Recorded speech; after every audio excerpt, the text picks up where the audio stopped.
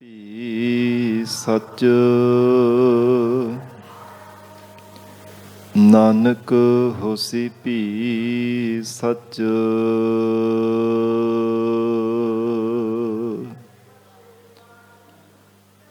ਹਮ ਚਾਕਰ ਗੋਬਿੰਦ ਕੇ ਠਾਕੁਰ ਮੇਰਾ ਭਾਰਾ।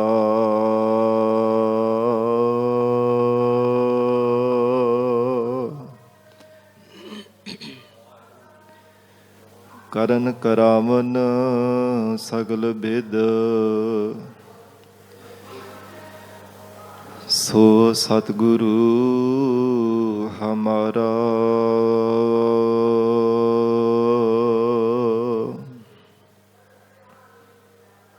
ਗਿਆਨ ਅੰਜਨ ਗੁਰ ਦੀਆ ਅਗਿਆਨ ਅੰਧੇਰ ਬਿਨਾਸ਼।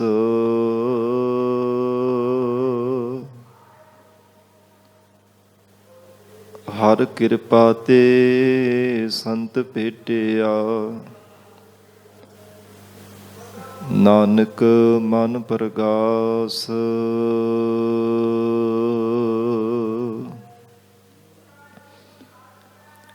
ਗਿਆਨ ਧਿਆਨ ਕਿਛ ਕਰਮ ਨਾ ਜਾਣਾ ਸਾਰ ਨਾ ਜਾਣਾ ਤੇਰੀ।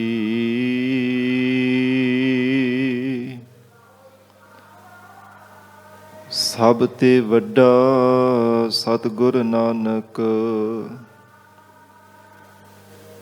ਜਿਨ ਕਲ ਰਾਖੀ ਮੇਰੀ।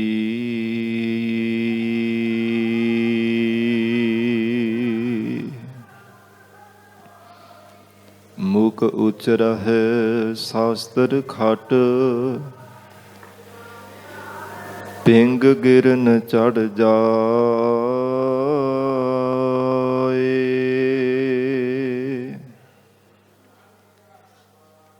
ਅੰਧ ਲਖੈ ਬਦਰੋ ਸੁਣੈ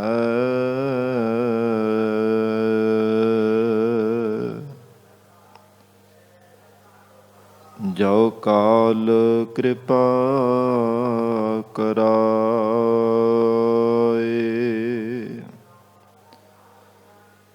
ਕਹਾ ਬੁੱਧ ਪ੍ਰਭ ਤੁਛ ਹਮਾਰੀ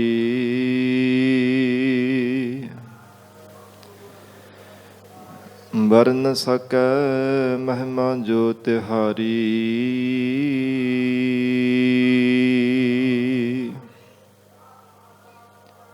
ਹਮ ਨਾ ਸਕਤ ਕਰ ਸਿਫਤ ਤੁਮਾਰੀ।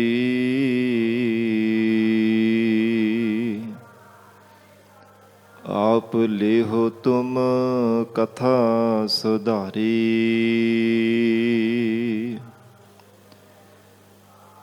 ਹਮ ਨਾ ਸਕਤ ਕਰ ਸਿਫਤ ਤੁਮਾਰੀ।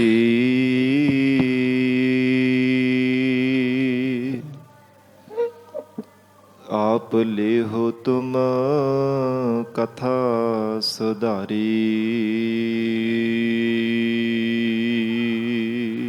ਸਤਨਾਮ ਸ੍ਰੀ ਵਾਹਿਗੁਰੂ ਸਾਹਿਬ ਜੀ। ਆਸਾ ਮਹੱਲਾ ਪਹਿਲਾ। ਤਾਲ ਮਦੀਰੇ ਘਟ ਕੇ ਘਾਟ ਦੋਲਕ ਦੁਨੀਆ ਵਾਜਹਿ ਵਾਜ। ਨਾਰਦ ਨਾਚੈ ਕਲ ਕਾ ਭਾਉ ਜਤੀ ਸਤੀ ਕਹਿ ਰਾਖਹਿ ਪਾਉ। ਤਾਲ ਮਦੀਰੇ ਘਟ ਕੇ ਘਾਟ। ਵਾਹਿਗੁਰੂ ਜੀ ਕਾ ਖਾਲਸਾ ਵਾਹਿਗੁਰੂ ਜੀ ਕੀ ਫਤਿਹ। ਪਤਿਤ ਪਾਵਨ ਭਗਤ ਵਛਲ ਅੰਤਰਜਾਮੀ ਕਰੁਣਾ ਨਿਧਾਨ ਗੁਰੂ ਗਰੀਬ ਨਵਾਜ। ਕਲਯੁਗ ਕੇ ਤਾਰਨ ਹਾਰੇ ਸ਼ਬਦ ਗੁਰੂ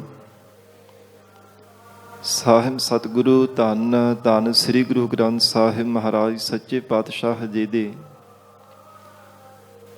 ਪਾਵਨ ਪਵਿੱਤਰ ਹਜ਼ੂਰੀ ਅੰਦਰ ਜੁੜ ਬੈਠੇ ਗੁਰੂ ਖਾਲਸਾ ਸਾਧ ਸੰਗਤ ਜੀਓ,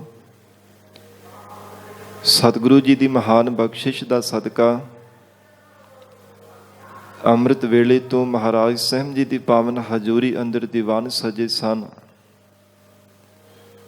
ਸਜੇ ਹੋ ਦੀਵਾਨਾਂ ਅੰਦਰ ਆਪ ਸਰਬੱਤ ਸੰਗਤਾਂ ਹਾਜ਼ਰੀਆਂ ਭਰ ਕੇ ਲਾਹੇ ਪ੍ਰਾਪਤ ਕਰ ਰਹੇ ਹੋ।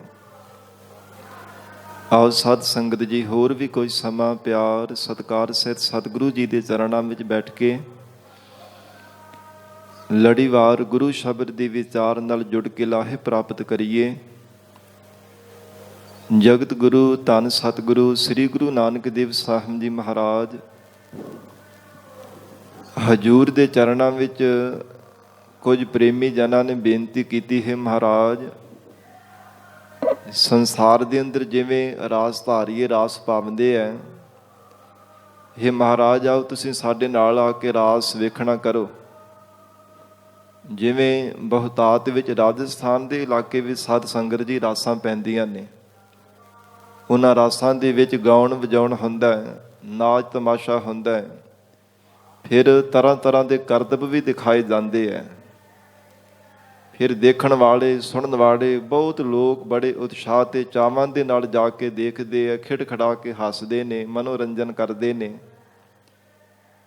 ਤੋ ਮਹਾਰਾਜ ਸੱਚੇ ਪਾਤਸ਼ਾਹ ਜੀ ਨੂੰ ਜਦੋਂ ਆ ਕੇ ਕਿਹਾ ਕਿ ਮਹਾਰਾਜ ਤੁਸੀਂ ਵੀ ਆ ਕੇ ਰਾਸ ਦੇਖੋ, ਸਤਿਗੁਰੂ ਨਾਨਕ ਦੇਵ ਸਾਹਿਬ ਮਹਾਰਾਜ ਸੱਚੇ ਪਾਤਸ਼ਾਹ ਜੀ ਕਹਿੰਦੇ ਅਸੀਂ ਪਹਿਲਾਂ ਹੀ ਰਾਸ ਦੇਖ ਰਹੇ ਹਾਂ। हे ਮਹਾਰਾਜ ਤੁਸੀਂ ਕਿਹੋ ਜਿਹੀ ਰਾਸ ਦੇਖਦੇ ਹੋ? ਧੰਨ ਗੁਰੂ ਨਾਨਕ ਦੇਵ ਸਾਹਿਬ ਪਾਤਸ਼ਾਹ ਜੀ ਕਹਿੰਦੇ ਸੰਸਾਰ ਦੇ ਅੰਦਰ ਵੀ ਪ੍ਰਮਾਤਮਾ ਨੇ ਇਹ ਰਾਸ ਪਾਈ ਹੋਈ ਹੈ। ਸਤਿਗੁਰੂ ਜੀ ਨੇ ਰੂਪਕ ਅਲੰਕਾਰ ਬਣਾ ਕੇ ਉਪਦੇਸ਼ ਬਖਸ਼ਿਸ਼ ਕੀਤਾ ਹੈ ਅੰਤਰੀ ਭਾਵ ਦੇ ਅੰਦਰ, ਕਿ ਜਗਤ ਦੇ ਅੰਦਰ ਵੀ ਕਿੱਦਾਂ ਦੀ ਰਾਸ ਪੈ ਰਹੀ ਹੈ। ਕਲਯੁਗ ਦੇ ਭਿਆਨਕ ਸਮੇਂ ਅੰਦਰ ਕਿੱਦਾਂ ਦੀ ਸੰਸਾਰ ਦੇ ਜੀਵਾਂ ਦੇ ਹਾਲਾਤ ਬਣ ਚੁੱਕੇ ਹੈ। ਮਹਾਰਾਜ ਸੱਚੇ ਪਾਤਸ਼ਾਹ ਜੀ ਨੇ ਕਲਯੁਗੀ ਜੀਵਾਂ ਦਾ ਉਧਾਰ ਕਰਨੇ ਦੇ ਲਈ ਇਸ ਪਾਵਨ ਸ਼ਬਦ ਦੇ ਅੰਦਰ ਪਹਿਲਾਂ ਮਹਾਰਾਜ ਸਾਹਿਬ ਜੀ ਨੇ ਰਾਸ ਦਾ ਰੂਪਕ ਅਲੰਕਾਰ ਬਣਾ ਕੇ ਉਪਦੇਸ਼ ਦਿੱਤਾ ਹੈ। ਫਿਰ ਕਿੱਦਾਂ ਦੀ ਜੀਵਾਂ ਦੀ ਹਾਲਤ ਬਣੀ ਹੋਈ ਹੈ ਔਰ ਕਿਹੜੇ ਜੀਵ ਉਸ ਪਰਮਾਤਮਾ ਦੇ ਘਰ ਦੇ ਵਿੱਚ ਪ੍ਰਵਾਨ ਹੁੰਦੇ ਹੈ, ਜੋ ਆਪਣੇ ਜੀਵਨ ਦੇ ਅੰਦਰ ਪਰਮੇਸ਼ਰ ਦੀ ਪਾਈ ਹੋਈ ਸੱਚੀ ਰਾਸ ਨੂੰ ਜੀਵਨ ਅੰਦਰ ਧਾਰਨ ਕਰ ਲੈਂਦੇ ਹੈ, ਸੱਤ ਅਸੱਤ ਦੀ ਪਹਿਚਾਣ ਕਰ ਲੈਂਦੇ ਨੇ। ਮਹਾਰਾਜ ਸੱਚੇ ਪਾਤਸ਼ਾਹ ਕਹਿੰਦੇ ਉਹ ਹਿਰਦੇ ਕਰਕੇ ਆਨੰਦ ਪ੍ਰਾਪਤ ਕਰਦੇ ਹੈ। ਜਿਵੇਂ ਸੰਸਾਰ ਦੇ ਲੋਕ ਪ੍ਰਤੱਖ ਦੁਨਿਆਵੀ ਰਸ ਦੇਖ ਕਰਕੇ ਪ੍ਰਸੰਨ ਹੁੰਦੇ ਹੈ, ਚਿੱਤ ਬੜਾ ਉਹਨਾਂ ਦਾ ਖਿੜਦਾ ਹੈ, ਇਵੇਂ ਗੁਰਮੁਖਾਂ ਨੇ ਜਿਨ੍ਹਾਂ ਨੇ ਸੱਤ ਅਸੱਤ ਦੀ ਪਹਿਚਾਣ ਕਰ ਲਈ, ਮਾਇਆ ਨੂੰ ਜੜ ਦੁੱਖ ਰੂਪ ਜਾਣ ਲੈਣਾ ਕੀਤਾ ਹੈ। ਮਹਾਰਾਜ ਸੱਚੇ ਪਾਤਸ਼ਾਹ ਕਹਿੰਦੇ ਪਰਮੇਸ਼ਰ ਨੂੰ ਜਿਨ੍ਹਾਂ ਗੁਰਮੁਖਾਂ ਨੇ ਸਤ ਚੇਤਨ ਤੇ ਆਨੰਦ ਸਰੂਪ ਜਾਣਿਆ, ਐਸੇ ਗੁਰਮੁਖ ਪਿਆਰਿਆਂ ਦਾ ਹਿਰਦਾ ਕਮਲ ਦੀ ਤਰ੍ਹਾਂ ਖੜਾਓ ਵਿੱਚ ਆ ਗਿਆ ਸੰਸਾਰ ਦੀ ਪਰਮੇਸ਼ਰ ਦੀ ਪਾਈ ਹੋਈ ਰਾਸ ਨੂੰ ਦੇਖ ਕਰਕੇ। ਪਰ ਐਸੀ ਰਾਸ ਤਿੰਨਾਂ ਗੁਰਮੁਖਾਂ ਨੇ ਦੇਖੀ ਜਿਨ੍ਹਾਂ ਨੇ ਮਹਾਰਾਜ ਸੱਚੇ ਪਾਤਸ਼ਾਹ ਜੀ ਤੋਂ ਉਪਦੇਸ਼ ਦੀ ਪ੍ਰਾਪਤੀ ਕੀਤੀ ਹੈ। ਬਾਕੀ ਅਗਿਆਤ ਸੰਸਾਰ ਦੇ ਜੀਵ ਦੁਨੀਆ ਦੀ ਰਾਸਾਂ ਨੂੰ ਦੇਖ ਕਰਕੇ ਹੀ ਖਿੜਦੇ ਰਹਿੰਦੇ ਆ, ਪ੍ਰਸੰਨ ਹੁੰਦੇ ਰਹਿੰਦੇ ਨੇ ਔਰ ਆਪਣਾ ਜੀਵਨ ਵਿਸ਼ਿਆਂ ਔਰ ਔਗਣਾਂ ਦੇ ਵਿੱਚ ਹੀ ਗਲਤਾਨ ਕਰਕੇ ਆਪਣਾ ਜੀਵਨ ਬਰਬਾਦ ਕਰ ਲੈਂਦੇ ਹੈ। ਮਹਾਰਾਜ ਸਤਿਗੁਰੂ ਜੀ ਉਪਦੇਸ਼ ਬਖਸ਼ਿਸ਼ ਕਰ ਰਹੇ ਹੈ, ਪਿਆਰ ਨਾਲ ਬੈਠ ਕੇ ਸਰਵਣ ਕਰੀਏ। ਵਿਚਾਰ ਦੀ ਪ੍ਰਾਰੰਭਤਾ ਤੋਂ ਪਹਿਲਾਂ ਮਨ ਨੂੰ ਇਕਾਗਰ ਕਰਨ ਲਈ ਸਰਬੱਤ ਸੰਗਤ ਅਸੀਸ ਬਖਸ਼ਿਸ਼ ਕਰੋ। ਧੰਨ ਸ੍ਰੀ ਗੁਰੂ ਗ੍ਰੰਥ ਸਾਹਿਬ ਮਹਾਰਾਜ ਜੀ ਨੂੰ ਸੀਸ ਝੁਕਾ ਕੇ ਪਿਆਰ ਅਦਬ ਨਾਲ ਉਚਾਰਨ ਕਰੋ ਜੀ। ਸਤਨਾਮ ਸ੍ਰੀ ਵਾਹਿਗੁਰੂ ਸਾਹਿਬ ਜੀ, ਸਤਨਾਮ ਸ੍ਰੀ ਵਾਹਿਗੁਰੂ ਸਾਹਿਬ ਜੀ, ਸਤਨਾਮ ਸ੍ਰੀ ਵਾਹਿਗੁਰੂ ਸਾਹਿਬ ਜੀ। ਆਸਾ ਮਹੱਲਾ ਪਹਿਲਾ। ਤਾਲ ਮਦੀਰੇ ਘਟ ਕੇ ਘਾਟ। ਜਗਤ ਗੁਰੂ ਨਾਨਕ ਦੇਵ ਸਾਹਿਬ ਪਾਤਸ਼ਾਹ ਜੀ ਫਰਮਾਉਂਦੇ ਹੈ, ਹੇ ਪ੍ਰੇਮੀ ਜਨੋ, ਘਟ ਹੁੰਦਾ ਹਿਰਦੈ, ਘਾਟ ਕਹੀਏ ਕਿ ਅਸਥਾਨ। ਹਿਰਦੇ ਰੂਪ ਘਾਟ ਅਸਥਾਨ ਦੇ ਅੰਦਰ ਇਹ ਜਿਹੜੇ ਤਾਲ ਵੱਜ ਰਹੇ ਹੈ, ਮਦੀਰੇ ਕਹੀਏ ਕਿ ਜਿਹੜੇ ਜਿਵੇਂ ਕੈਂਚੀਆਂ ਵੱਜਦੀਆਂ ਨੇ, ਮਦੀਰੇ ਜਾਂ ਫਿਰ ਦੋ ਛੈਣੇ ਰਾਗ ਤੇ ਦਵੈਸ਼ ਰੂਪੀ ਛੈਣੇ ਵੱਜ ਰਹੇ ਹਨ। ਆਸਾ ਤ੍ਰਿਸ਼ਨਾ ਰੂਪੀ ਕੈਂਚੀਆਂ ਵੱਜ ਰਹੀਆਂ ਨੇ। ਇਸ ਪ੍ਰਕਾਰ ਕਹਿੰਦੇ ਘਟ ਹਿਰਦੇ ਰੂਪੀ ਥਾਂ ਦੇ ਅੰਦਰ ਪਰਮਾਤਮਾ ਦੀ ਬਣਾਈ ਹੋਈ ਐਸੀ ਪ੍ਰਕਿਰਤੀ ਦੀ ਮਰਜ਼ਾਦਾ ਹੈ। ਇਸ ਸੰਸਾਰ ਦੇ ਜੋ ਜੀਵ ਹਨ ਤਿਨਾਂ ਨੇ ਆਪਣੇ ਹਿਰਦੇ ਰੂਪ ਘਰ ਦੇ ਅੰਦਰ, ਹਿਰਦੇ ਰੂਪ ਅਸਥਾਨ ਤੇ ਰਾਗ ਦਵੈਸ਼ ਰੂਪੀ ਜਾਂ ਫਿਰ ਪਾਪ ਪੁੰਨ ਰੂਪੀ ਦੋ ਕਹਿੰਦੇ ਤਾਲ ਇਹ ਛੈਣੇ ਵਜਾ ਰਹੇ ਹਨ। ਦੋਲਕ ਦੁਨੀਆ ਵਾਜਹਿ ਵਾਜ। ਤੇ ਦੋਲਕ ਜਿਹੜੀ ਸੰਸਾਰ ਦੇ ਅੰਦਰ ਦੁਬਦਾ ਵਿੱਚ ਪੈਣਾ, ਦੋ ਵਿਧਾਂ ਨੂੰ ਆਪਣੇ ਮਨ ਵਿੱਚ ਧਾਰਨ ਕਰਨਾ ਹੈ। ਸੁਖ ਔਰ ਦੁੱਖ ਨੂੰ, ਕਦੇ ਸੁਖੀ ਹੋ ਗਏ ਤੇ ਬੜਾ ਖੁਸ਼ ਹੋ ਜਾਣਾ, ਦੁਖੀ ਹੋ ਗਏ ਤੇ ਭੁੱਬਾ ਮਾਰ ਮਾਰ ਕਰਕੇ ਰੋਣੀਆਂ। ਇਸ ਪ੍ਰਕਾਰ ਮਹਾਰਾਜ ਕਹਿੰਦੇ ਐਸਾ ਦੋਲਕ ਕੇ ਢੋਲ ਵੱਜਦਾ ਪਿਆ ਹੈ। ਇਹ ਸੰਸਾਰ ਦੇ ਅੰਦਰ ਹਜੂਰ ਨੇ ਉਚਾਰਨ ਕੀਤਾ ਕਿ ਐਸੀ ਪਰਮਾਤਮਾ ਦੀ ਪਾਈ ਹੋਈ ਸੰਸਾਰ ਦੀ ਰਾਸ ਹੈ। ਧੰਨ ਗੁਰੂ ਨਾਨਕ ਦੇਵ ਸਾਹਿਬ ਪਾਤਸ਼ਾਹ ਜੀ ਨੇ ਉਚਾਰਨ ਕੀਤਾ ਹੈ, ਦੋਲਕ ਦੁਨੀਆ ਵਾਜਹਿ ਵਾਜ। ਦੁਨੀਆ ਸੰਸਾਰ ਦੇ ਅੰਦਰ ਹਿਰਦੇ ਰੂਪ ਥਾਂ ਦੇ ਅੰਦਰ ਇਹ ਜਿਹੜੇ ਸੰਸਾਰ ਦੇ ਜੀਵਾਂ ਦੇ ਵਿੱਚ ਦੁਬਦਾ ਪਈ ਹੋਈ ਦੁੰਦਵਾਦ ਪਿਆ ਹੋਇਆ, ਇਹ ਜਾਣੋ ਕਿ ਇਹ ਢੋਲ ਵੱਜ ਰਿਹਾ ਹੈ। ਐਸੇ ਮਹਾਰਾਜ ਕਹਿੰਦੇ ਆਸਾ ਤ੍ਰਿਸ਼ਨਾ ਦੇ, ਈਰਖਾ ਦੇ, ਫਿਰ ਝੂਠ ਆਦਿਕ ਤੇ ਇਹ ਜਾਣੋ ਕਿ ਵਾਜੇ ਵੱਜ ਰਹੇ ਹਨ। ਨਾਰਦ ਨਾਚੈ ਕਲ ਕਾ ਭਾਉ। ਤੇ ਜਿਹੜਾ ਨਾਰਦ ਭਾਵ ਕੇ ਕਲਾ ਆ ਕਰਕੇ ਨੱਚ ਰਹੀ ਹੈ, ਕਿਉਂਕਿ ਇਹ ਸਾਧ ਸੰਗਤ ਜੀ ਨਾਰਦ ਆਇਆ ਕਲਹਾ ਜਾਗੇ। ਜਦੋਂ ਸਭ ਤੋਂ ਪਹਿਲੀ ਜੰਗ ਧੰਨ ਗੁਰੂ ਹਰਗੋਬਿੰਦ ਸਾਹਿਬ ਮਹਾਰਾਜ ਸੱਚੇ ਪਾਤਸ਼ਾਹ ਜੀ ਨੇ ਕੀਤੀ ਹੈ ਨਾ, ਸ੍ਰੀ ਅੰਮ੍ਰਿਤਸਰ ਸਾਹਿਬ ਲੋਹਗੜ੍ਹ ਦਾ ਯੁੱਧ ਮਹਾਰਾਜ ਸੱਚੇ ਪਾਤਸ਼ਾਹ ਜੀ ਨੇ ਕੀਤਾ। ਇਸ ਯੁੱਧ ਤੋਂ ਪਹਿਲਾਂ ਨਾਰਦ ਮੁਨੀ ਧੰਨ ਗੁਰੂ ਹਰਗੋਬਿੰਦ ਸਾਹਿਬ ਮਹਾਰਾਜ ਜੀ ਦੀ ਸ਼ਰਨ ਦੇ ਵਿੱਚ ਆਇਆ ਸੀ। ਆ ਕੇ ਬੇਨਤੀ ਕੀਤੀ, ਹੈ ਮਹਾਰਾਜ ਲੰਬੇਰਾ ਸਮਾਂ ਹੋ ਗਿਆ, ਸੰਸਾਰ ਦੇ ਅੰਦਰ ਯੁੱਧ ਹੋਇਆ, ਮਹਾਰਾਜ ਡਾਇਣਾ ਗਿਰਜਾ ਆਦਿਕ ਫਿਰ ਪ੍ਰੇਤ ਆਦਿਕ ਖੂਨ ਦੇ ਪਿਆਸੇ ਹੋਏ ਮਹਾਰਾਜ ਝੁਲਸਾ ਰਹੇ ਨੇ, ਬਾਰ-ਬਾਰ ਕਦੇ ਕਿਸੇ ਪਾਸੇ ਭਟਕਦੇ ਕਦੇ ਕਿਸੇ ਪਾਸੇ ਭਟਕ ਰਹੇ ਹੈ। ਆਪ ਕਿਰਪਾ ਕਰੋ ਮਹਾਰਾਜ ਸੱਚੇ ਪਾਤਸ਼ਾਹ ਆਪ ਜੀ ਨੇ ਸ਼ਸਤਰ ਧਾਰਨ ਕੀਤੇ ਹੈ। ਹੇ ਗਰੀਬ ਨਵਾਜ ਸਤਿਗੁਰੂ ਜੀ ਆਪ ਦੀ ਯੁੱਧ ਰਚਾਵਣਾ ਕਰੋ। ਤੇ ਹਜੂਰ ਨੇ ਬਚਨ ਕੀਤਾ ਸੀ ਨਾਰਦ ਆਇਆ ਕਲਹਾ ਜਾਗੇ, ਕਿਉਂਕਿ ਨਾਰਦ ਮੁਨੀ ਦਾ ਸੁਭਾਅ ਹੈ ਕਦੇ ਇੱਕ ਪਾਸੇ ਚੁਗਲੀ ਲਾ ਕੇ ਤੇ ਦੂਜੇ ਪਾਸੇ ਜਾ ਕੇ ਫਿਰ ਚੁਗਲੀ ਲਾ ਦੇਣੀ, ਕਲਾ ਪਾ ਦੇਣੀ, ਭਾਵ ਕਿ ਕਲੇਸ਼ ਪੈਦਾ ਕਰ ਦੇਣਾ, ਝਗੜਾ ਪੈਦਾ ਕਰ ਦੇਣਾ। ਤਾਂ ਹੀ ਜਿਹੜਾ ਬੰਦਾ ਚੁਗਲੀਆਂ ਲਾਉਂਦਾ ਨਾ, ਦੋਵੇਂ ਪਾਸੇ ਉਹਨੂੰ ਕਿਹਾ ਜਾਂਦਾ ਤੂੰ ਨਾਰਦ ਮੁਨੀ ਹੈ। ਸੁਭਾਵਕ ਹੀ ਕਹਿ ਦਿੰਦੇ ਆ ਨਾ। ਇਹ ਨਾਰਦ ਮੁਨੀ ਦਾ ਸਾਧ ਸੰਗਤ ਜੀ ਕਾਰਜ ਹੀ ਇਹੋ ਵੈ। ਤਾਂ ਮਹਾਰਾਜ ਸਾਹਿਬ ਜੀ ਨੇ ਕਿਹਾ, ਕਹਿੰਦੇ ਨਾਰਦ ਆਇਆ ਕਲਹਾ ਜਾਗੇ, ਕਿ ਹੁਣ ਨਾਰਦ ਮੁਨੀ ਆਇਆ, ਕਹਿੰਦੇ ਹੁਣ ਕਲਾ ਜਾਗੇਗੀ, ਭਿਆਨਕ ਯੁੱਧ ਹੋਵੇਗਾ ਦੁਸ਼ਮਣਾਂ ਦੇ ਨਾਲ, ਮੈਦਾਨੇ ਜੰਗ ਦੇ ਵਿੱਚ ਬੜਾ ਹੀ ਘਮਾਸਾਨ ਦਾ ਜੰਗ ਹੋਵੇਗਾ। ਗਰੀਬ ਨਵਾਜ ਮਹਾਰਾਜ ਸੱਚੇ ਪਾਤਸ਼ਾਹੀ ਨੇ ਇਹਦੀ ਬੇਨਤੀ ਪ੍ਰਵਾਨ ਕੀਤੀ। ਫਿਰ ਵਿਧੀ ਵਿਧਾਨ ਬਣਿਆ ਜੋ ਬਾਜ ਤੋਂ ਸਾਧ ਸੰਗਤ ਜੀ ਬੜਾ ਭਿਆਨਕ ਯੁੱਧ ਹੋਇਆ ਸੀ। ਰਹੋ ਵਿਚਾਰ ਤੇ ਹਜੂਰ ਆਖ ਰਹੇ ਹਨ ਨਾਰਦ ਨਾਚੈ ਕਲ ਕਾ ਭਾਉ। ਇਹ ਕਲਯੁਗ ਦੇ ਭਿਆਨਕ ਸਮੇਂ ਦਾ ਐਸਾ ਕਹਿੰਦੇ ਸੰਸਾਰ ਦਾ ਝੂਠਾ ਪਿਆਰ ਹੈ।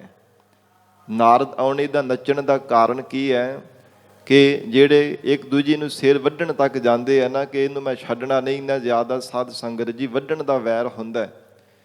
ਕਲਯੁਗ ਦੇ ਸਮੇਂ ਅੰਦਰ ਉਹਨਾਂ ਦੇ ਨਾਲ ਜੀਵ ਪਿਆਰ ਕਰਦੇ ਹੈ ਤੇ ਆਪਣਿਆਂ ਨੂੰ ਛੱਡ ਕਰਕੇ ਦੂਜੇ ਸਾਧ ਸੰਗਤ ਜੀ ਦੁਸ਼ਮਣਾਂ ਦੇ ਨਾਲ ਮਿੱਤਰਤਾ ਪਾ ਕਰਕੇ ਰੱਖਦੇ ਹੈ। ਔਰ ਜਿਹੜੇ ਆਪਣੇ ਕੋਈ ਸੰਸਾਰ ਦੇ ਜੀਵ ਹਨ ਉਹਨਾਂ ਦੇ ਨਾਲ ਕਲੇਸ਼ ਪਾਵਨਾ ਕਰਦੇ, ਉਹਨਾਂ ਦੇ ਨਾਲ ਝਗੜਾ ਕਰਦੇ, ਲੜਾਈਆਂ ਕਰਦੇ ਹਨ। ਮਹਾਰਾਜ ਕਹਿੰਦੇ ਜਾਣੋ ਕਿ ਕਲਯੁਗ ਦੇ ਲੱਛਣ ਹਨ। ਜਤੀ ਸਤੀ ਕਹਿ ਰਾਖਹਿ ਪਾਉ। ਤੇ ਜਿਹੜੇ ਜਤੀ ਜਤ ਨੂੰ ਧਾਰਨ ਕਰਨ ਵਾਲੇ ਹੈ, ਸਤੀ ਜਿਹੜੇ ਸਤ ਪ੍ਰਤੱਗੀ ਸੰਸਾਰ ਦੇ ਜੀਵ ਹਨ, ਧੰਨ ਗੁਰੂ ਨਾਨਕ ਦੇਵ ਸਾਹਿਬ ਮਹਾਰਾਜ ਕਹਿੰਦੇ ਕਹਿ ਰਾਖੇ ਪਾਉ। ਫਿਰ ਆਪਣੇ ਪੈਰ ਕਿੱਥੇ ਰੱਖ ਸਕਦੇ ਆ? ਮਨ ਬੁੱਧ ਰੂਪੀ ਪੈਰ ਕਿੱਥੇ ਰੱਖਣ? ਜੇ ਇਦਾਂ ਦੀ ਕਲਯੁਗ ਦੀ ਭਿਆਨਕ ਸਮੇਂ ਦੀ ਹਾਲਤ ਬਣ ਚੁੱਕੀ ਹੈ ਤੇ ਗੁਰਮੁਖ ਪਿਆਰੇ ਜਿਹੜੇ ਜਤੀ ਔਰ ਸਤੀ ਹਨ, ਸਤ ਪ੍ਰਤੱਗੀ ਹੈ, ਜਰ ਦੇ ਵਿੱਚ ਵੀ ਪ੍ਰਪੱਕ ਰਹਿਣ ਵਾਲੇ, ਐਸਾ ਜਿਨ੍ਹਾਂ ਗੁਰਮੁਖਾਂ ਦਾ ਜੀਵਨ ਹੈ। ਕਹਿ ਰਾਖੇ ਪਾਓ, ਮਹਾਰਾਜ ਕਹਿੰਦੇ ਫਿਰ ਉਹ ਆਪਣੇ ਮਨ ਬੁੱਧ ਰੂਪੀ ਪੈਰ ਕਿੱਥੇ ਰੱਖਣਾ ਕਰਨ, ਉਹਨਾਂ ਵਾਸਤੇ ਕੋਈ ਜਗ੍ਹਾ ਹੀ ਨਹੀਂ ਹੈ। ਸਾਧ ਸੰਗਤ ਜੀ, ਸੱਚ ਇਹੋ ਹੀ ਹੈ ਕਿ ਅੱਜ ਬੰਦਗੀ ਕਰਨ ਵਾਲੇ ਨੂੰ, ਕੋਈ ਗੁਰਮੁਖ ਪਿਆਰੇ ਨਾਮ ਜਪਣ ਵਾਲੇ ਨੂੰ ਕੋਈ ਟਿਕਣ ਹੀ ਨਹੀਂ ਦਿੰਦਾ। ਇਸ ਸੰਸਾਰ ਦੇ ਇੱਦਾਂ ਦੇ ਕਲਯੁਗ ਦੇ ਲੱਛਣ ਬਣ ਚੁੱਕੇ ਹੈ। ਗੁਰਮੁਖਾਂ ਨੂੰ, ਬੰਦਗੀ ਕਰਨ ਵਾਲੇ ਬ੍ਰਹਮ ਬੇਤੀਆਂ ਨੂੰ ਬਾਰ-ਬਾਰ ਸਾਧ ਸੰਗਤ ਜੀ ਝਠਲਾਉਣ ਦਾ ਯਤਨ ਕੀਤਾ ਜਾਂਦਾ ਹੈ। ਤੇ ਗਰੀਬ ਨਵਾਜ ਮਹਾਰਾਜ ਸੱਚੇ ਪਾਤਸ਼ਾਹ ਜੀ ਨੇ ਉਚਾਰਨ ਕੀਤਾ, ਜਤੀ ਸਤੀ ਕਹਿ ਰਾਖਹਿ ਪਾਓ, ਅਥਵਾ ਜਿਹੜੇ ਜਰ ਦੇ ਵਿੱਚ ਪ੍ਰਪੱਕ ਸਨ, ਜਿਨ੍ਹਾਂ ਨੇ ਐਸਾ ਆਪਣੇ ਜੀਵਨ ਵਿੱਚ ਧਾਰਨ ਕੀਤਾ ਹੋਇਆ ਸੀ ਕਿ ਅਸੀਂ ਬਗਾਨੀ ਔਰਤ ਦੇ ਵੱਲ ਨਿਗਾਹ ਭਰ ਕਰਕੇ ਨਹੀਂ ਕਦੇ ਵੀ ਚੱਕ ਕਰਕੇ ਦੇਖਣਾ ਕੀਤਾ, ਉਹਨਾਂ ਨੂੰ ਜਤੀ ਕਿਹਾ ਜਾਂਦਾ ਹੈ। ਤੇ ਮਹਾਰਾਜ ਕਹਿੰਦੇ ਜਿਹੜੇ ਸਤੀਆਂ ਭਾਵ ਸਤ ਦੇ ਵਿੱਚ ਬੀਬੀਆਂ, ਜੋ ਔਰਤਾਂ ਪਰਪੱਕ ਰਹਿਣ ਵਾਲੀਆਂ ਨੇ, ਕਲਯੁਗ ਦੇ ਭਿਆਨਕ ਸਮੇਂ ਅੰਦਰ ਜੋ ਕਹਿੰਦੀਆਂ ਸਨ ਕਿ ਅਸੀਂ ਪਰਾਏ ਮਰਦ ਦੇ ਵੱਲ ਕਦੇ ਨਿਗਾਹ ਭਰ ਕਰਕੇ ਚੱਕ ਕੇ ਵੀ ਨਹੀਂ ਕਦੇ ਦੇਖਣਾ ਕੀਤਾ, ਕਹਿ ਰਾਖੇ ਪਾਓ, ਕਹਿੰਦੇ ਉਹਨਾਂ ਨੇ ਵੀ ਇਸ ਸੰਸਾਰ ਦੇ ਅੰਦਰ ਵਿਭਚਾਰਾਂ ਦੇ ਵਿੱਚ ਪੈਓ ਮਨ ਬੁੱਧ ਰੂਪੀ ਪੈਰ ਧਾਰਨ ਕਰ ਲਏ ਹੈ। ਸਤਿਗੁਰੂ ਜੀ ਕਹਿੰਦੇ ਐਸੇ ਇਹ ਗੁਰਸਿੱਖੋ ਕਲਯੁਗ ਦੇ ਲੱਛਣ ਹਨ। ਐਸੇ ਇਹ ਕਲਯੁਗਾਂ ਦਾ ਜਿਹੜਾ ਵੱਡਾ ਪ੍ਰਭਾਵ ਹੈ, ਕਲਯੁਗ ਦਾ ਐਸਾ ਪ੍ਰਤਾਪ ਸੰਸਾਰ ਦੇ ਅੰਦਰ ਵਰਤ ਰਿਹਾ ਹੈ। ਨਾਨਕ ਨਾਮ ਵਿਟਹੁ ਕੁਰਬਾਨ। ਸਤਿਗੁਰੂ ਨਾਨਕ ਦੇਵ ਸਾਹਿਬ ਮਹਾਰਾਜ ਕਹਿੰਦੇ ਇਸ ਲਈ ਸਾਨੂੰ ਪਰਮੇਸ਼ਰ ਦੇ ਨਾਮ ਤੋਂ ਕੁਰਬਾਨ ਜਾਣਾ ਚਾਹੀਦਾ, ਵਿਟਹੁ ਘੁਮ ਵਾਰਨੇ ਜਾਣਾ ਚਾਹੀਦਾ। ਮਨ ਬਾਣੀ ਸਰੀਰ ਅਰਪਣ ਕਰਕੇ ਪਰਮੇਸ਼ਰ ਦੇ ਨਾਮ ਤੋਂ ਸਾਨੂੰ ਵਾਰਨੇ ਜਾਣਾ ਚਾਹੀਦਾ ਹੈ। ਅੰਧੀ ਦੁਨੀਆ ਸਾਹਿਬ ਜਾਣ। ਕਿਉਂਕਿ ਗਿਆਨ ਤੋਂ ਬਿਨਾਂ ਜਿਹੜੀ ਸੰਸਾਰ ਦੇ ਜੀਵ ਹੈ ਨਾ, ਜਿੰਨੀ ਵੀ ਦੁਨੀਆ ਹੈ, ਦੁਨੀਆ ਭਰ ਦੇ ਸੰਸਾਰ ਦੇ ਸਭ ਜੀਵ ਜੰਤੂ ਹਨ, ਮਹਾਰਾਜ ਕਹਿੰਦੇ ਗਿਆਨ ਤੋਂ ਹੀਣੇ ਹੋਣ ਕਰਕੇ ਅੰਨੇ ਹੈ। ਇਹ ਦੁਨੀਆ ਅੰਨੀ ਹੈ, ਵੈਰਾਗ ਗਿਆਨ ਰੂਪੀ ਨੇਤਰਾਂ ਤੋਂ ਹੀਣੇ ਹੋਣ ਕਰਕੇ ਅੰਨੇ ਹੈ। ਸਾਹਿਬ ਜਾਣ, ਤਾਂ ਹੀ ਤਾਂ ਮਾਲਕ ਨੂੰ ਜਾਣਦੀ ਨਹੀਂ ਹੈ। ਅੰਧੀ ਦੁਨੀਆ ਸਾਹਿਬ ਜਾਣ, ਇਹ ਅੰਨੇ ਸੰਸਾਰ ਦੇ ਲੋਗੋ, ਮਾਲਕ ਪਰਮੇਸ਼ਰ ਨੂੰ ਜਾਣਨਾ ਕਰੋ ਗਿਆਨ ਅਵਸਥਾ ਦੁਆਰਾ। ਗਿਆਨ ਰੂਪੀ ਗਿਆਨ, ਵੈਰਾਗ ਰੂਪੀ ਨੇਤਰ ਧਾਰਨ ਕਰਕੇ ਪਰਮੇਸ਼ਰ ਨੂੰ ਦੇਖਣਾ ਕਰੋ। ਵਿਚਾਰ ਰੂਪ ਨਿਗਾਹ ਦੇ ਨਾਲ ਉਹ ਮਾਲਕ ਪਰਮਾਤਮਾ ਦਿਸਦਾ ਹੈ। ਸੋ ਇਸ ਕਰਕੇ ਮਹਾਰਾਜ ਸੱਚੇ ਪਾਤਸ਼ਾਹ ਕਹਿੰਦੇ ਕਿ ਅਕਾਲ ਪੁਰਖ ਵਾਹਿਗੁਰੂ ਜੀ ਦੇ ਨਾਮ ਤੋਂ ਸਾਨੂੰ ਕੁਰਬਾਨ ਜਾਣਾ ਚਾਹੀਦਾ। ਜਿਸ ਨਾਮ ਦੀ ਸ਼ਕਤੀ ਕਰਕੇ ਸਾਧ ਸੰਗਤ ਜੀ ਕਲਯੁਗ ਦੇ ਭਿਆਨਕ ਸਮੇਂ ਤੋਂ ਮਹਾਰਾਜ ਕਹਿੰਦੇ ਬਚਾਅ ਹੋ ਸਕਦਾ ਹੈ। ਸੰਗਰੂਰ ਦੇ ਇਲਾਕੇ ਵਿੱਚ ਨਾਨਕਿਆਣਾ ਸਾਹਿਬ ਪਾਵਨ ਅਸਥਾਨ ਹੈ। ਧੰਨ ਗੁਰੂ ਨਾਨਕ ਦੇਵ ਸਾਹਿਬ ਮਹਾਰਾਜ ਜੀ ਦੀ ਪਾਵਨ ਯਾਦ ਅੰਦਰ ਧੰਨ ਗੁਰੂ ਨਾਨਕ ਦੇਵ ਸਾਹਿਬ ਸੱਚੇ ਪਾਤਸ਼ਾਹ ਮਹਾਰਾਜ ਸਾਹਿਬ ਜੀ ਦੇ ਕੋਲ ਸਾਧ ਸੰਗਤ ਜੀ ਜਦੋਂ ਕਲਯੁਗ ਮਿਲਣ ਵਾਸਤੇ ਮਹਾਰਾਜ ਜੀ ਨੂੰ ਆਇਆ ਸੀ, ਗਰੀਬ ਨਵਾਜ ਮਹਾਰਾਜ ਸਾਹਿਬ ਜੀ ਕਾਈ ਸਿਫਤ ਗਾ ਰਹੇ ਭਾਈ ਬਾਲਾ ਭਾਈ ਮਰਦਾਨਾ ਜੀ ਨਾਲ, ਤੇ ਹਜੂਰ ਜਿਸ ਸਮੇਂ ਪਰਮਾਤਮਾ ਦੀ ਸਿਫਤ ਕਰ ਰਹੇ ਨੇ, ਪਹਿਲਾਂ ਕਲਯੁਗ ਨੇ ਡਰਾਉਣਾ ਚਾਹਿਆ, ਬੜੀ ਤੇਜ਼ੀ ਹਨੇਰੀ ਚਲਾਈ ਹੈ, ਫਿਰ ਮੀਂਹ ਪਿਆ, ਗੜਿਆਂ ਦੀ ਵਰਖਾ ਹੋਈ, ਭਾਵ ਕਿ ਬਹੁਤ ਯਤਨ ਕੀਤਾ ਭੈ ਪੀਤ ਕਰਨ ਦੇ ਵਾਸਤੇ ਕਿ ਇਹਨਾਂ ਨੂੰ ਡਰਾ ਕੇ ਤੇ ਮੈਂ ਆਪਣੇ ਅਧੀਨ ਕਰ ਲਵਾਂ। ਕਿਉਂਕਿ ਇੱਕ ਪਰਮੇਸ਼ਰ ਦਾ ਸ਼ਬਦ ਹੈ, ਵਾਹਿਗੁਰੂ ਪਰਮਾਤਮਾ ਜੀ ਦਾ ਨਾਮ ਹੈ, ਜਿਹਦੇ ਉੱਪਰ ਕਲਯੁਗ ਦਾ ਭਿਆਨਕ ਸਮੇਂ ਦਾ ਪ੍ਰਤਾਪ ਦਾ ਕੋਈ ਵੀ ਬਲ ਨਹੀਂ ਚੱਲਦਾ, ਕੇਵਲ ਪਰਮੇਸ਼ਰ ਦਾ ਨਾਮ ਹੈ। ਹੋਰ ਜਿੰਨੇ ਵੀ ਜਪ ਕਰਨ ਵਾਲੇ, ਤਪ ਕਰਨ ਵਾਲੇ, ਜਪੀ ਤਪੀ ਤਪਸਵੀ ਹੈ, ਮਹਾਰਾਜ ਕਹਿੰਦੇ ਸਾਰਿਆਂ ਦੇ ਜਪ ਤਪ ਇਹਨੇ ਫੇਲ ਕਰ ਦਿੱਤੇ, ਭੰਗ ਕਰ ਦਿੱਤੇ ਹੈ। ਜੇ ਪਰਮੇਸ਼ਰ ਦਾ ਨਾਮ ਜਪਦਾ ਹੈ, ਉਹ ਜੀਵ ਤੇ ਇਹਦਾ ਕੋਈ ਪ੍ਰਭਾਵ ਨਹੀਂ ਪੈਂਦਾ। ਬਹੁਤਾ ਯਤਨ ਕੀਤਾ, ਫਿਰ ਆਖਰਕਾਰ ਮਹਾਰਾਜ ਸਾਹਿਬ ਜੀ ਦੇ ਚਰਨਾਂ ਤੇ ਆ ਕੇ ਟਹਿ ਪਿਆ। ਇੱਕ ਹੱਥ ਵਿੱਚ ਇੰਦਰੀ ਫੜੀ ਹੋਈ, ਦੂਜੀ ਹੱਥ ਵਿੱਚ ਜ਼ੁਬਾਨ ਫੜੀ ਹੋਈ, ਤੇ ਮਹਾਰਾਜ ਕਹਿੰਦੇ ਕਿੱਦਾਂ ਦੀ ਤੂੰ ਆਪਣੀ ਹਾਲਤ ਬਣਾਈ ਹੋਈ ਹੈ। ਤੇ ਗਰੀਬ ਨਵਾਜ ਮਹਾਰਾਜ ਸੱਚੇ ਪਾਤਸ਼ਾਹ ਜੀ ਨੂੰ ਕਹਿਣ ਲੱਗਾ, ਕਹਿੰਦਾ ਮਹਾਰਾਜ ਆਪ ਜੀ ਮੇਰੇ ਮਹਾਰਾਜ ਸਮੇਂ ਦੇ ਵਿੱਚ ਚੱਲ ਕਰਕੇ ਆਏ, ਮੇਰੇ ਰਾਜ ਦੇ ਵਿੱਚ ਆਏ ਹੋ। ਮਹਾਰਾਜ ਮੇਰਾ ਹੁਣ ਰਾਜ ਭਾਗ ਹੈ, ਮੇਰਾ ਨਾਮ ਕਲਯੁਗ ਹੈ, ਤੇ ਮੈਂ ਮਹਾਰਾਜ ਸੱਚੇ ਪਾਤਸ਼ਾਹ ਜੀ ਆਪ ਜੀ ਨੂੰ ਡਰਾਉਣ ਦੇ ਵਾਸਤੇ, ਆਪਣੇ ਅਧੀਨ ਕਰਨ ਦੇ ਵਾਸਤੇ ਮਹਾਰਾਜ ਸਭ ਕੁਝ ਕਰ ਰਿਹਾ ਸੀ, ਪਰ ਤੁਹਾਡੇ ਉੱਪਰ ਮੇਰਾ ਕੋਈ ਜ਼ੋਰ ਨਹੀਂ ਚੱਲ ਸਕਿਆ। ਇਸ ਕਰਕੇ ਮੈਂ ਨਿਮਰਤਾਵਾਨ ਹੋ ਕੇ ਨਮਸਕਾਰ ਕੀਤੀ ਹੈ। ਤੇ ਹਜੂਰ ਕਹਿੰਦੇ ਹਾਲਤ ਕਿੱਦਾਂ ਦੀ ਬਣਾਈ? ਕਹਿੰਦੇ ਮਹਾਰਾਜ ਇਹ ਮੇਰੇ ਯੁੱਗ ਦੇ ਜਿਹੜੇ ਲੱਛਣ ਹਨ ਕਿ ਸੰਸਾਰ ਦੇ ਜਿੰਨੇ ਵੀ ਸੰਸਾਰ ਭਰ ਦੇ ਜੀਵ ਹਨ, ਤਿੰਨਾਂ ਨੂੰ ਜ਼ੁਬਾਨ ਦੇ ਰਸ ਕਰਕੇ ਤੇ ਇੰਦਰੀ ਦੇ ਰਸ ਕਰਕੇ ਸਭ ਨੂੰ ਮੈਂ ਆਪਣੇ ਅਧੀਨ ਕੀਤਾ ਹੋਇਆ ਹੈ। ਦੋ ਰਸਾਂ ਕਰਕੇ, ਇੱਕ ਜ਼ੁਬਾਨ ਔਰ ਦੂਜਾ ਇੰਦਰੀ ਦੇ ਰਸ ਕਰਕੇ ਮਹਾਰਾਜ ਸੰਸਾਰ ਭਰ ਦੇ ਸਾਰੇ ਜੀਵ ਮੇਰੇ ਅਧੀਨ ਹੋ ਗਏ ਹੈ। ਮਹਾਰਾਜ ਇਹ ਮੈਂ ਦੱਸਣ ਵਾਸਤੇ ਇਦਾਂ ਦੀ ਹਾਲਤ ਬਣਾਈ ਕਿ ਸਭ ਨੂੰ ਮੈਂ ਆਪਣੇ ਵਸ ਵਿੱਚ ਇਸੇ ਤਰ੍ਹਾਂ ਕਰ ਲਵਾਂਗਾ। ਤੇ ਮਹਾਰਾਜ ਸਾਹਿਬ ਜੀ ਕਹਿਣ ਲੱਗੇ, ਇਹ ਕਲਯੁਗ ਠੀਕ ਹੈ, ਤੇਰਾ ਰਾਜ ਹੈ, ਤੇਰਾ ਹੁਣ ਸਮਾਂ ਚੱਲ ਰਿਹਾ ਹੈ, ਪਰ ਜੋ ਸਾਡੇ ਗੁਰਸਿੱਖ ਜਿਨ੍ਹਾਂ ਦੇ ਹਿਰਦੇ ਅੰਦਰ ਪ੍ਰਮਾਤਮਾ ਦਾ ਨਾਮ ਹੋਵੇਗਾ, ਜਿਸ ਹਿਰਦੇ ਅੰਦਰ ਸ਼ਬਦ ਹੋਵੇਗਾ, ਉਹਦੇ ਉੱਪਰ ਤੇਰਾ ਕੋਈ ਪ੍ਰਭਾਵ ਨਹੀਂ ਚੱਲ ਸਕੇਗਾ। ਤੇ ਮਹਾਰਾਜ ਸਾਹਿਬ ਜੀ ਦੇ ਚਰਨਾਂ ਤੇ ਫਿਰ ਬੇਨਤੀ ਕੀਤੀ, ਮਹਾਰਾਜ ਮੇਰੇ ਰਾਜ ਵਿੱਚ ਆਏ ਹੋ, ਮੈਂ ਆਪ ਜੀ ਨੂੰ ਕੁਝ ਭੇਟ ਕਰਨਾ ਚਾਹੁੰਦਾ ਹਾਂ। ਸ੍ਰੀ ਰਾਗ ਦੇ ਅੰਦਰ ਪਹਿਲਾ ਸ਼ਬਦ ਹੈ ਸਾਧ ਸੰਗਤ ਜੀ, ਪ੍ਰਥਮ ਸ਼ਬਦ ਜਿਹੜਾ ਹੁੰਦਾ ਹੈ, ਮੋਤੀ ਤਾਂ ਮੰਦਰ ਊਸ ਰਹੇ, ਰਤਨੀ ਤਾਂ ਹੋਏ ਜੜਾਓ, ਕਸਤੂਰ ਕੁੰਗੂ ਅਗਰ ਚੰਦਨ ਲੀਪ ਆਵੈ ਚਾਓ, ਮਤ ਦੇਖ ਭੂਲਾ ਵਿਸਰੈ, ਤੇਰਾ ਚਿਤ ਨਾ ਆਵੈ ਨਾਓ। ਇਹ ਮਹਾਰਾਜ ਸਾਹਿਬ ਜੀ ਨੇ ਜਿਵੇਂ ਜਿਵੇਂ ਸੰਵਾਦ ਹੋਏ ਨਾ ਕਲਯੁਗ ਦੇ ਨਾਲ, ਇਹ ਸਾਰੇ ਸ਼ਬਦ ਦੇ ਅੰਦਰ ਸਤਿਗੁਰੂ ਜੀ ਨੇ ਜ਼ਿਕਰ ਕੀਤਾ, ਨਿਰੂਪਣ ਕੀਤਾ ਹੈ। ਜਿਵੇਂ ਕਹਿੰਦਾ ਮਹਾਰਾਜ, ਮੋਤੀ ਤਾਂ ਮੰਦਰ ਉਸ ਰਹੇ, ਮੋਤੀਆਂ ਦਾ ਸੁੰਦਰ ਮਹਿਲ ਬਣਾ ਕਰਕੇ ਉਸਾਰ ਕੇ ਆਪ ਜੀ ਨੂੰ ਭੇਟ ਕਰਨਾ ਚਾਹੁੰਦਾ ਹਾਂ। ਰਤਨੀ ਤਾਂ ਹੋਏ ਜੜਾਓ, ਵਿੱਚ ਉਹਦੇ ਰਤਨ ਜੜਤ ਕੀਤੇ ਹੋਣ। ਕਸਤੂਰ ਕੁੰਗੂ ਅਗਰ ਚੰਦਨ, ਫਿਰ ਕਸਤੂਰੀ ਆਦਿਕ ਚੰਦਨ ਆਦਿਕ ਦਾ ਮਹਾਰਾਜ ਵਿੱਚ ਲੇਪਨ ਕੀਤਾ ਹੋਵੇ ਸੁਗੰਧੀ ਦੇ ਵਾਸਤੇ। ਇਉਂ ਮਹਾਰਾਜ ਸੱਚੇ ਪਾਤਸ਼ਾਹ ਕਹਿੰਦੇ, ਇਹ ਕਲਯੁਗ ਇਹ ਸਭ ਕੁਝ ਜੋ ਵੀ ਤੂੰ ਸਾਨੂੰ ਭੇਟ ਕਰਨਾ ਚਾਹੁੰਦਾ ਹੈ। ਮਹਾਰਾਜ ਸੱਚੇ ਪਾਤਸ਼ਾਹ ਕਹਿੰਦੇ, ਮਤਾ ਕਿਤੇ ਇਹਨਾਂ ਵਿੱਚ ਲਾ ਕੇ ਪਰਮੇਸ਼ਰ ਦਾ ਨਾਮ ਭੁੱਲ ਜਾਵੇ, ਸਾਨੂੰ ਪਰਮਾਤਮਾ ਦਾ ਨਾਮ ਹੀ ਭਾਵਦਾ ਹੈ। ਔਰ ਇਉਂ ਇਹ ਸਾਰੇ ਸ਼ਬਦ ਦੇ ਅੰਦਰ ਸਤਿਗੁਰੂ ਜੀ ਨੇ ਉਪਦੇਸ਼ ਦਿੱਤਾ ਹੈ। ਔਰ ਐਸਾ ਮਹਾਰਾਜ ਸੱਚੇ ਪਾਤਸ਼ਾਹ ਨੇ ਸਿੱਖਿਆ ਬਖਸ਼ੀ ਹੈ ਕਿ ਵਾਹਿਗੁਰੂ ਦਾ ਨਾਮ ਹੈ ਜੋ ਕਲਯੁਗ ਦੇ ਭਿਆਨਕ ਸਮੇਂ ਅੰਦਰ ਜੀਵ ਨੂੰ ਇਹ ਕਲਯੁਗ ਦੇ ਪ੍ਰਤਾਪ ਤੋਂ ਬਚਾ ਸਕਦਾ ਹੈ। ਇਸੇ ਹੀ ਤਰ੍ਹਾਂ ਮਹਾਰਾਜ ਹਜੂਰ ਨੇ ਉਚਾਰਨ ਕੀਤਾ, ਨਾਨਕ ਨਾਮ ਵਿਟਹੁ ਕੁਰਬਾਨ।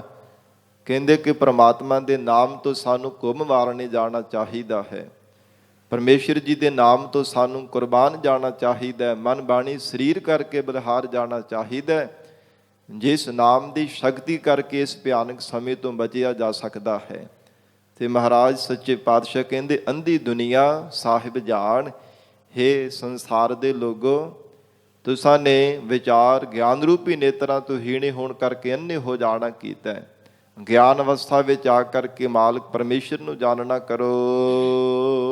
ਰਹਾਉ ਵਿਸਰਾਮ ਦੇ ਕੇ ਹਜੂਰ ਫਰਮਾਉਂਦੇ ਹੈ। ਫਿਰ ਜਿਵੇਂ ਸਿੱਖਾਂ ਨੇ ਬੇਨਤੀ ਕੀਤੀ, ਮਹਾਰਾਜ ਕਲਯੁਗ ਦੇ ਹੋਰ ਵੀ ਲੱਛਣ ਦੱਸੋ, ਤੇ ਮਹਾਰਾਜ ਸੱਚੇ ਪਾਤਸ਼ਾਹ ਦੱਸ ਰਹੇ ਹਨ, ਗੁਰੂ ਪਾਸਹੁ ਫਿਰ ਚੇਲਾ ਖਾਏ। ਜਿਵੇਂ ਸਾਧ ਸੰਗਤ ਜੀ ਭਲੇ ਸਮਿਆਂ ਦੇ ਅੰਦਰ ਇਹ ਮਰਜ਼ਾਦਾ ਸੀ ਸੰਸਾਰ ਦੀ, ਹੁਣ ਤਾਂ ਬੜਾ ਸਮਾਂ ਭਿਆਨਕ ਵੱਧਦਾ ਜਾ ਰਿਹਾ ਹੈ।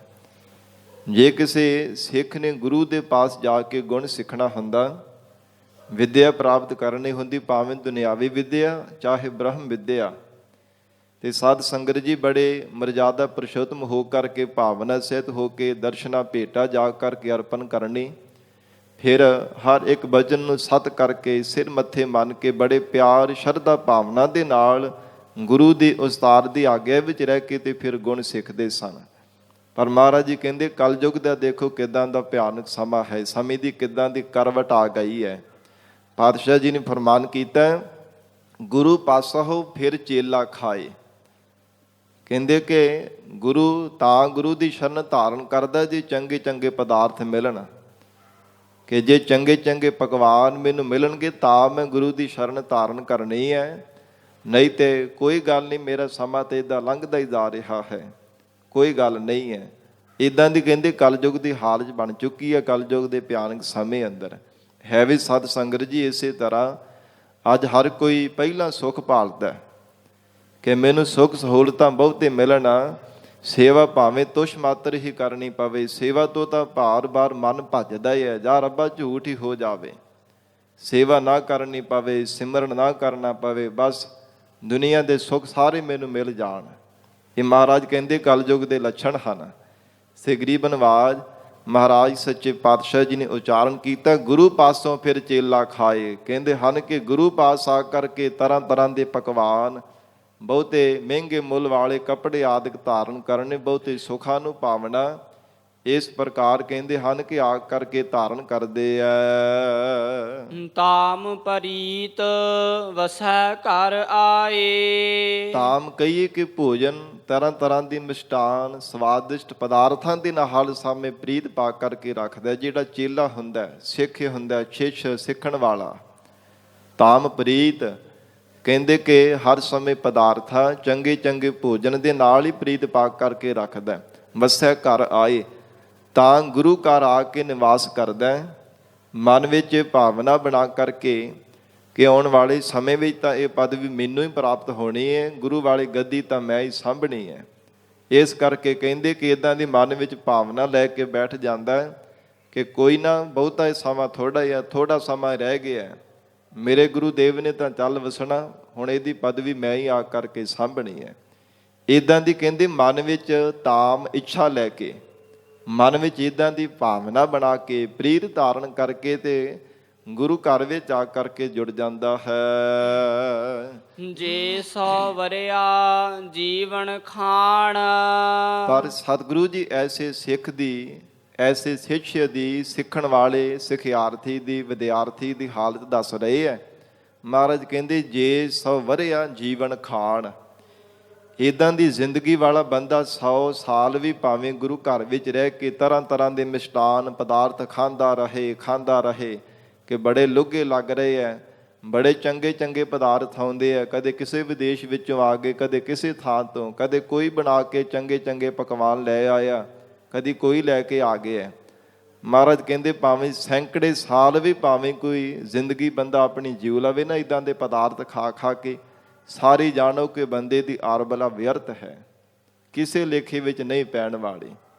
ਜੇ ਕੇਵਲ ਖਾਣ ਦਾ ਹੀ ਚਾਹਵਾਨ ਹੈ, ਕੇਵਲ ਪਦਾਰਥਾਂ ਦੇ ਨਾਲ ਹੀ ਜੇਕਰ ਪ੍ਰੀਤ ਪਾ ਕੇ ਰੱਖਦਾ, ਕਿਉਂਕਿ ਸਾਧ ਸੰਗਤ ਜੀ ਇਹ ਜਿਹੜੇ ਪਦਾਰਥ ਹਨ, ਤਰ੍ਹਾਂ ਤਰ੍ਹਾਂ ਦੇ ਮਿਸ਼ਟਾਨ ਭੋਜਨ ਹਨ, ਪਦਾਰਥ ਹੈ, ਇਹ ਤਾਂ ਸਾਨੂੰ ਘਰ ਬੈਠੀਆਂ ਵੀ ਮਿਲ ਜਾਂਦੀਆਂ ਨੇ। ਇਹ ਤਾਂ ਘਰਾਂ ਵਿੱਚ ਬੈਠ ਕੇ ਵੀ ਸਾਧ ਸੰਗਤ ਜੀ ਖਰੀਦ ਕਰਕੇ ਲੈ ਕੇ ਆ ਸਕਦੇ ਹਾਂ। ਪਰ ਜੋ ਗੁਰੂ ਚਰਨਾਂ ਦਾ ਪਿਆਰ, ਮਹਾਰਾਜ ਸੱਚੇ ਪਾਤਸ਼ਾਹ ਜੀ ਦੀਆਂ ਖੁਸ਼ੀਆਂ, ਸਤ ਸੰਗਤ ਦੀ ਸੇਵਾ ਕਰਨੀ, ਸਤ ਸੰਗਤ ਵਿੱਚ ਆ ਕਰਕੇ ਜੁੜਨਾ, ਪਿਆਰ ਸ਼ਰਧਾ ਭਾਵਨਾ ਦੇ ਨਾਲ ਮਹਾਰਾਜ ਜੀ ਦੀ ਸੰਗਤ ਦੀ ਸੇਵਾ ਕਰਨੀ, ਇਹ ਘਰ ਦੇ ਵਿੱਚ ਨਹੀਂ ਕਦੇ ਨਸੀਬ ਹੋ ਸਕਦਾ। ਸੋ ਇਸ ਕਰਕੇ ਪਾਤਸ਼ਾਹ ਜੀ ਨੇ ਉਚਾਰਨ ਕੀਤਾ ਹੈ, ਜੇ 100 ਵਰਿਆ ਜੀਵਨ ਖਾਣ, 100 ਵਰੇ ਵੀ ਬੰਦਾ ਕੋਈ ਭਾਵੇਂ ਤਰ੍ਹਾਂ ਤਰ੍ਹਾਂ ਦੇ ਪਕਵਾਨ ਖਾ ਕਰਕੇ ਜ਼ਿੰਦਗੀ ਆਪਣੀ ਲੰਘਾ ਦੇਵੇ, ਮਹਾਰਾਜ ਕਹਿੰਦੇ ਉਹ ਸਾਰੀ ਵਿਅਰਥ ਜਾਣਨਾ ਕਰੋ, ਕਿਸੇ ਲੇਖੇ ਵਿੱਚ ਪੈਣ ਵਾਲੀ ਨਹੀਂ ਹੈ। ਖਸਮ ਪਛਾਣੈ ਸੋ ਦਿਨ ਪਰਵਾਣ।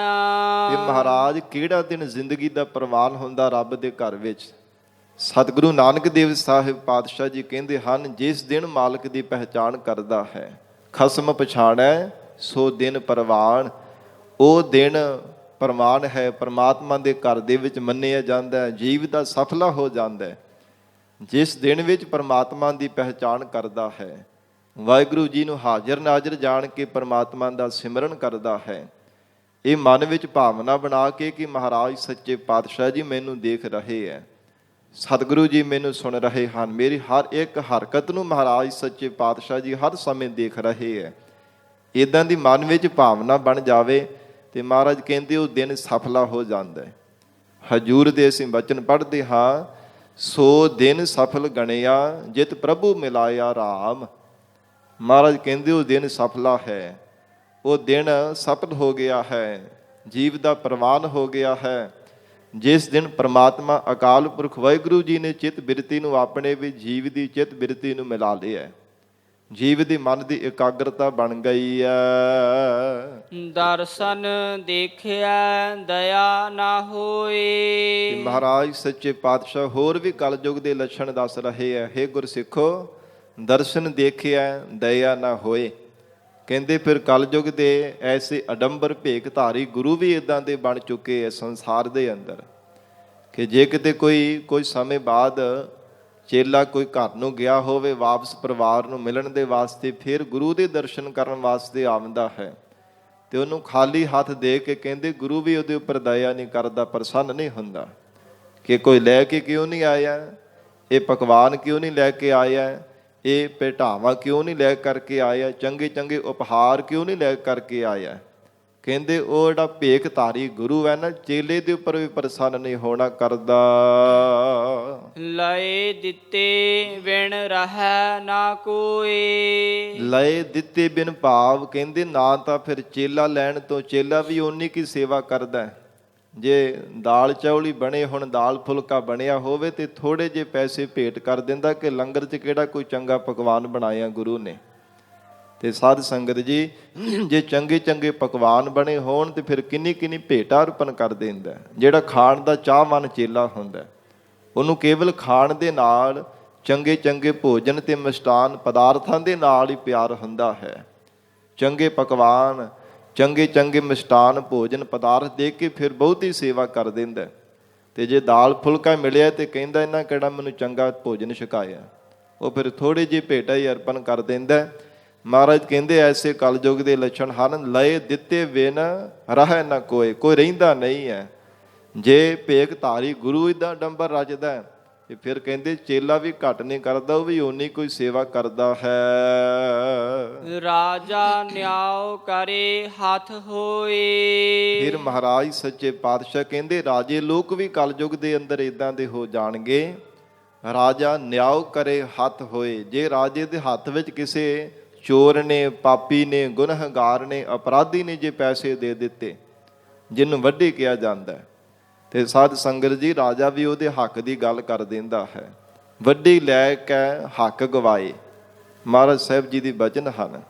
ਔਰ ਇਸ ਪ੍ਰਕਾਰ ਜਿਵੇਂ ਭਾਈ ਗੁਰਦਾਸ ਸਾਹਿਬ ਜੀ ਨੇ ਬਚਨ ਕੀਤੇ ਕਲਯੁਗ ਦੇ ਲੱਛਣ ਦੇ ਕਿ ਪਰਜਾ ਅੰਧੀ ਗਿਆਨ ਬਿਨ ਕੂੜ ਕਸਤ ਮੋਹ ਅਲਾਏ। ਕਹਿੰਦੇ ਹਨ ਕਿ ਜਿਹੜੀ ਪਰਜਾ ਹੈ ਨਾ, ਸੰਸਾਰ ਦੇ ਲੋਕ ਹਨ, ਗਿਆਨ ਤੋਂ ਹੀਣੇ ਹੋਣ ਕਰਕੇ ਅੰਨੇ ਸੰਸਾਰ ਦੇ ਜੀਵ ਹੈ, ਝੂਠ ਬੋਲਦੇ ਹੈ, ਹਰ ਸਮੇਂ ਝੂਠ ਦਾ ਹੀ ਆਸਰਾ ਲੈਂਦੇ ਹਨ, ਜੀਵਨ ਸਾਰਾ ਝੂਠ ਦੇ ਵਿੱਚ ਹੀ ਆਪਣਾ ਬਤੀਤ ਕਰ ਦਿੰਦੇ ਹਨ। ਇੱਦਾਂ ਦੇ ਕਲਯੁਗੀ ਜੀਵਾਂ ਦੇ ਲੱਛਣ ਬਣੇ ਹੋਏ ਹੈ। ਫਿਰ ਇਸੇ ਪ੍ਰਕਾਰ ਜੇ ਕਿਤੇ ਸਾਧ ਸੰਗਤ ਜੀ ਰਾਜਿਆਂ ਨੂੰ ਬਾੜ ਹੀ ਜੇ ਕਿਤੇ ਖੇਤ ਨੂੰ ਖਾ ਜਾਵੇ, ਉੱਥੇ ਫਿਰ ਕੌਣ ਬਚਾ ਕਰ ਸਕਦਾ ਹੈ।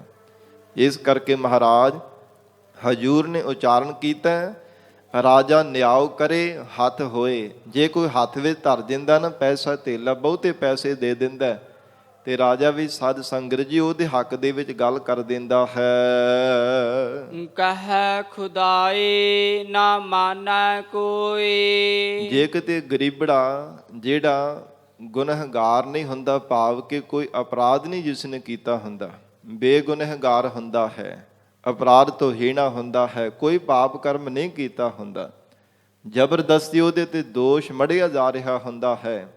ਮਹਾਰਾਜ ਕਹਿੰਦੇ ਜੇ ਉਹ ਖੁਦਾ ਦਾ ਵਾਸਤਾ ਪਾਉਂਦਾ ਕਿ ਖੁਦਾ ਦੇ ਵਾਸਤੇ ਰੱਬ ਦਾ ਭੈ ਮੰਨੋ, ਪਰਮੇਸ਼ਰ ਦਾ ਭੈ ਮੰਨੋ, ਮੈਂ ਸੱਚ ਬੋਲ ਰਿਹਾ ਜੇ, ਮੈਂ ਕੋਈ ਗੁਨਾਹ ਨਹੀਂ ਕੀਤਾ, ਕੋਈ ਪਾਪ ਕਰਮ ਨਹੀਂ ਕੀਤਾ, ਤੇ ਮਹਾਰਾਜ ਸੱਚੇ ਪਾਤਸ਼ਾਹ ਕਹਿੰਦੇ ਇੱਦਾਂ ਦੀ ਕਲਯੁਗ ਦੀ ਹਾਲਤ ਹੈ, ਕਹੈ ਖੁਦਾਏ ਨਾ ਮੰਨੈ ਕੋਈ, ਕੋਈ ਨਹੀਂ ਮੰਨਦਾ।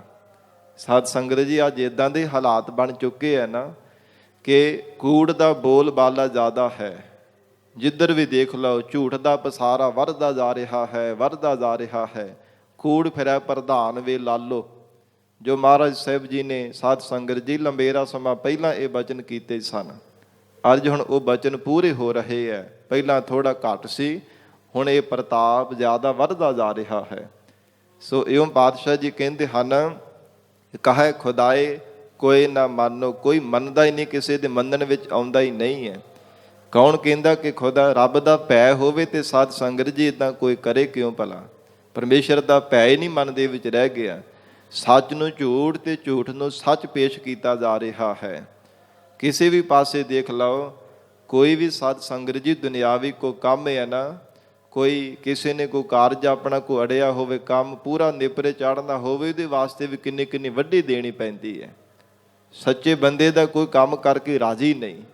ਇਹ ਕਲਯੁਗ ਦੇ ਸਾਧ ਸੰਗਤ ਜੀ ਲੱਛਣ ਹਨ। ਜਿੱਥੇ ਵੀ ਦੇਖ ਲਓ ਸਾਰੇ ਪਾਸੇ ਵੱਡੀ ਦਿੱਤੀ ਜਾਂਦੀ ਹੈ। ਪੈਸੇ ਤੋਂ ਬਿਨਾਂ ਕੋਈ ਕੰਮ ਵੀ ਨਹੀਂ ਕਰਦਾ। ਭਾਵੇਂ ਕੋਈ ਸੱਚਾ ਵੀ ਬੰਦਾ ਹੋਵੇ, ਤਾਂ ਵੀ ਮਹਾਰਾਜ ਕਹਿੰਦੇ ਹੋ ਸੱਚੇ ਬੰਦੇ ਦੀ ਕਿਸੇ ਵੀ ਥਾਂ ਤੇ ਸੁਣਵਾਈ ਨਹੀਂ ਹੋਵਣਾ ਕਰਦੀ। ਜੇ ਅੱਜ ਦੇ ਹਾਲਾਤ ਦੇਖੇ ਜਾਣ ਸਾਧ ਸੰਗਤ ਜੀ, ਜੋ ਸਾਡੇ ਕਿਸਾਨ ਵੀਰ ਦਿੱਲੀ ਤੇ ਸਾਧ ਸੰਗਤ ਜੀ ਕਿੰਨੇ ਲੰਬੇ ਸਮੇਂ ਤੋਂ ਸੰਘਰਸ਼ ਲੜ ਰਹੇ ਹੈ, ਕਿਸ ਵਾਸਤੇ? ਆਪਣੇ ਹੱਕਾਂ ਦੇ ਲਈ। ਸੱਚ ਤੇ ਹੱਕ ਦੇ ਸਾਧ ਸੰਗਤ ਜੀ ਲੜਾਈ ਲੜ ਰਹੇ ਹੈ, ਪਰ ਦੇਖ ਲਓ ਕੇਂਦਰ ਸਰਕਾਰ ਦੇ ਸਿਰ ਤੇ ਜੂੰ ਨਹੀਂ ਅਜੇ ਤੱਕ ਸਰਕ ਰਹੀ।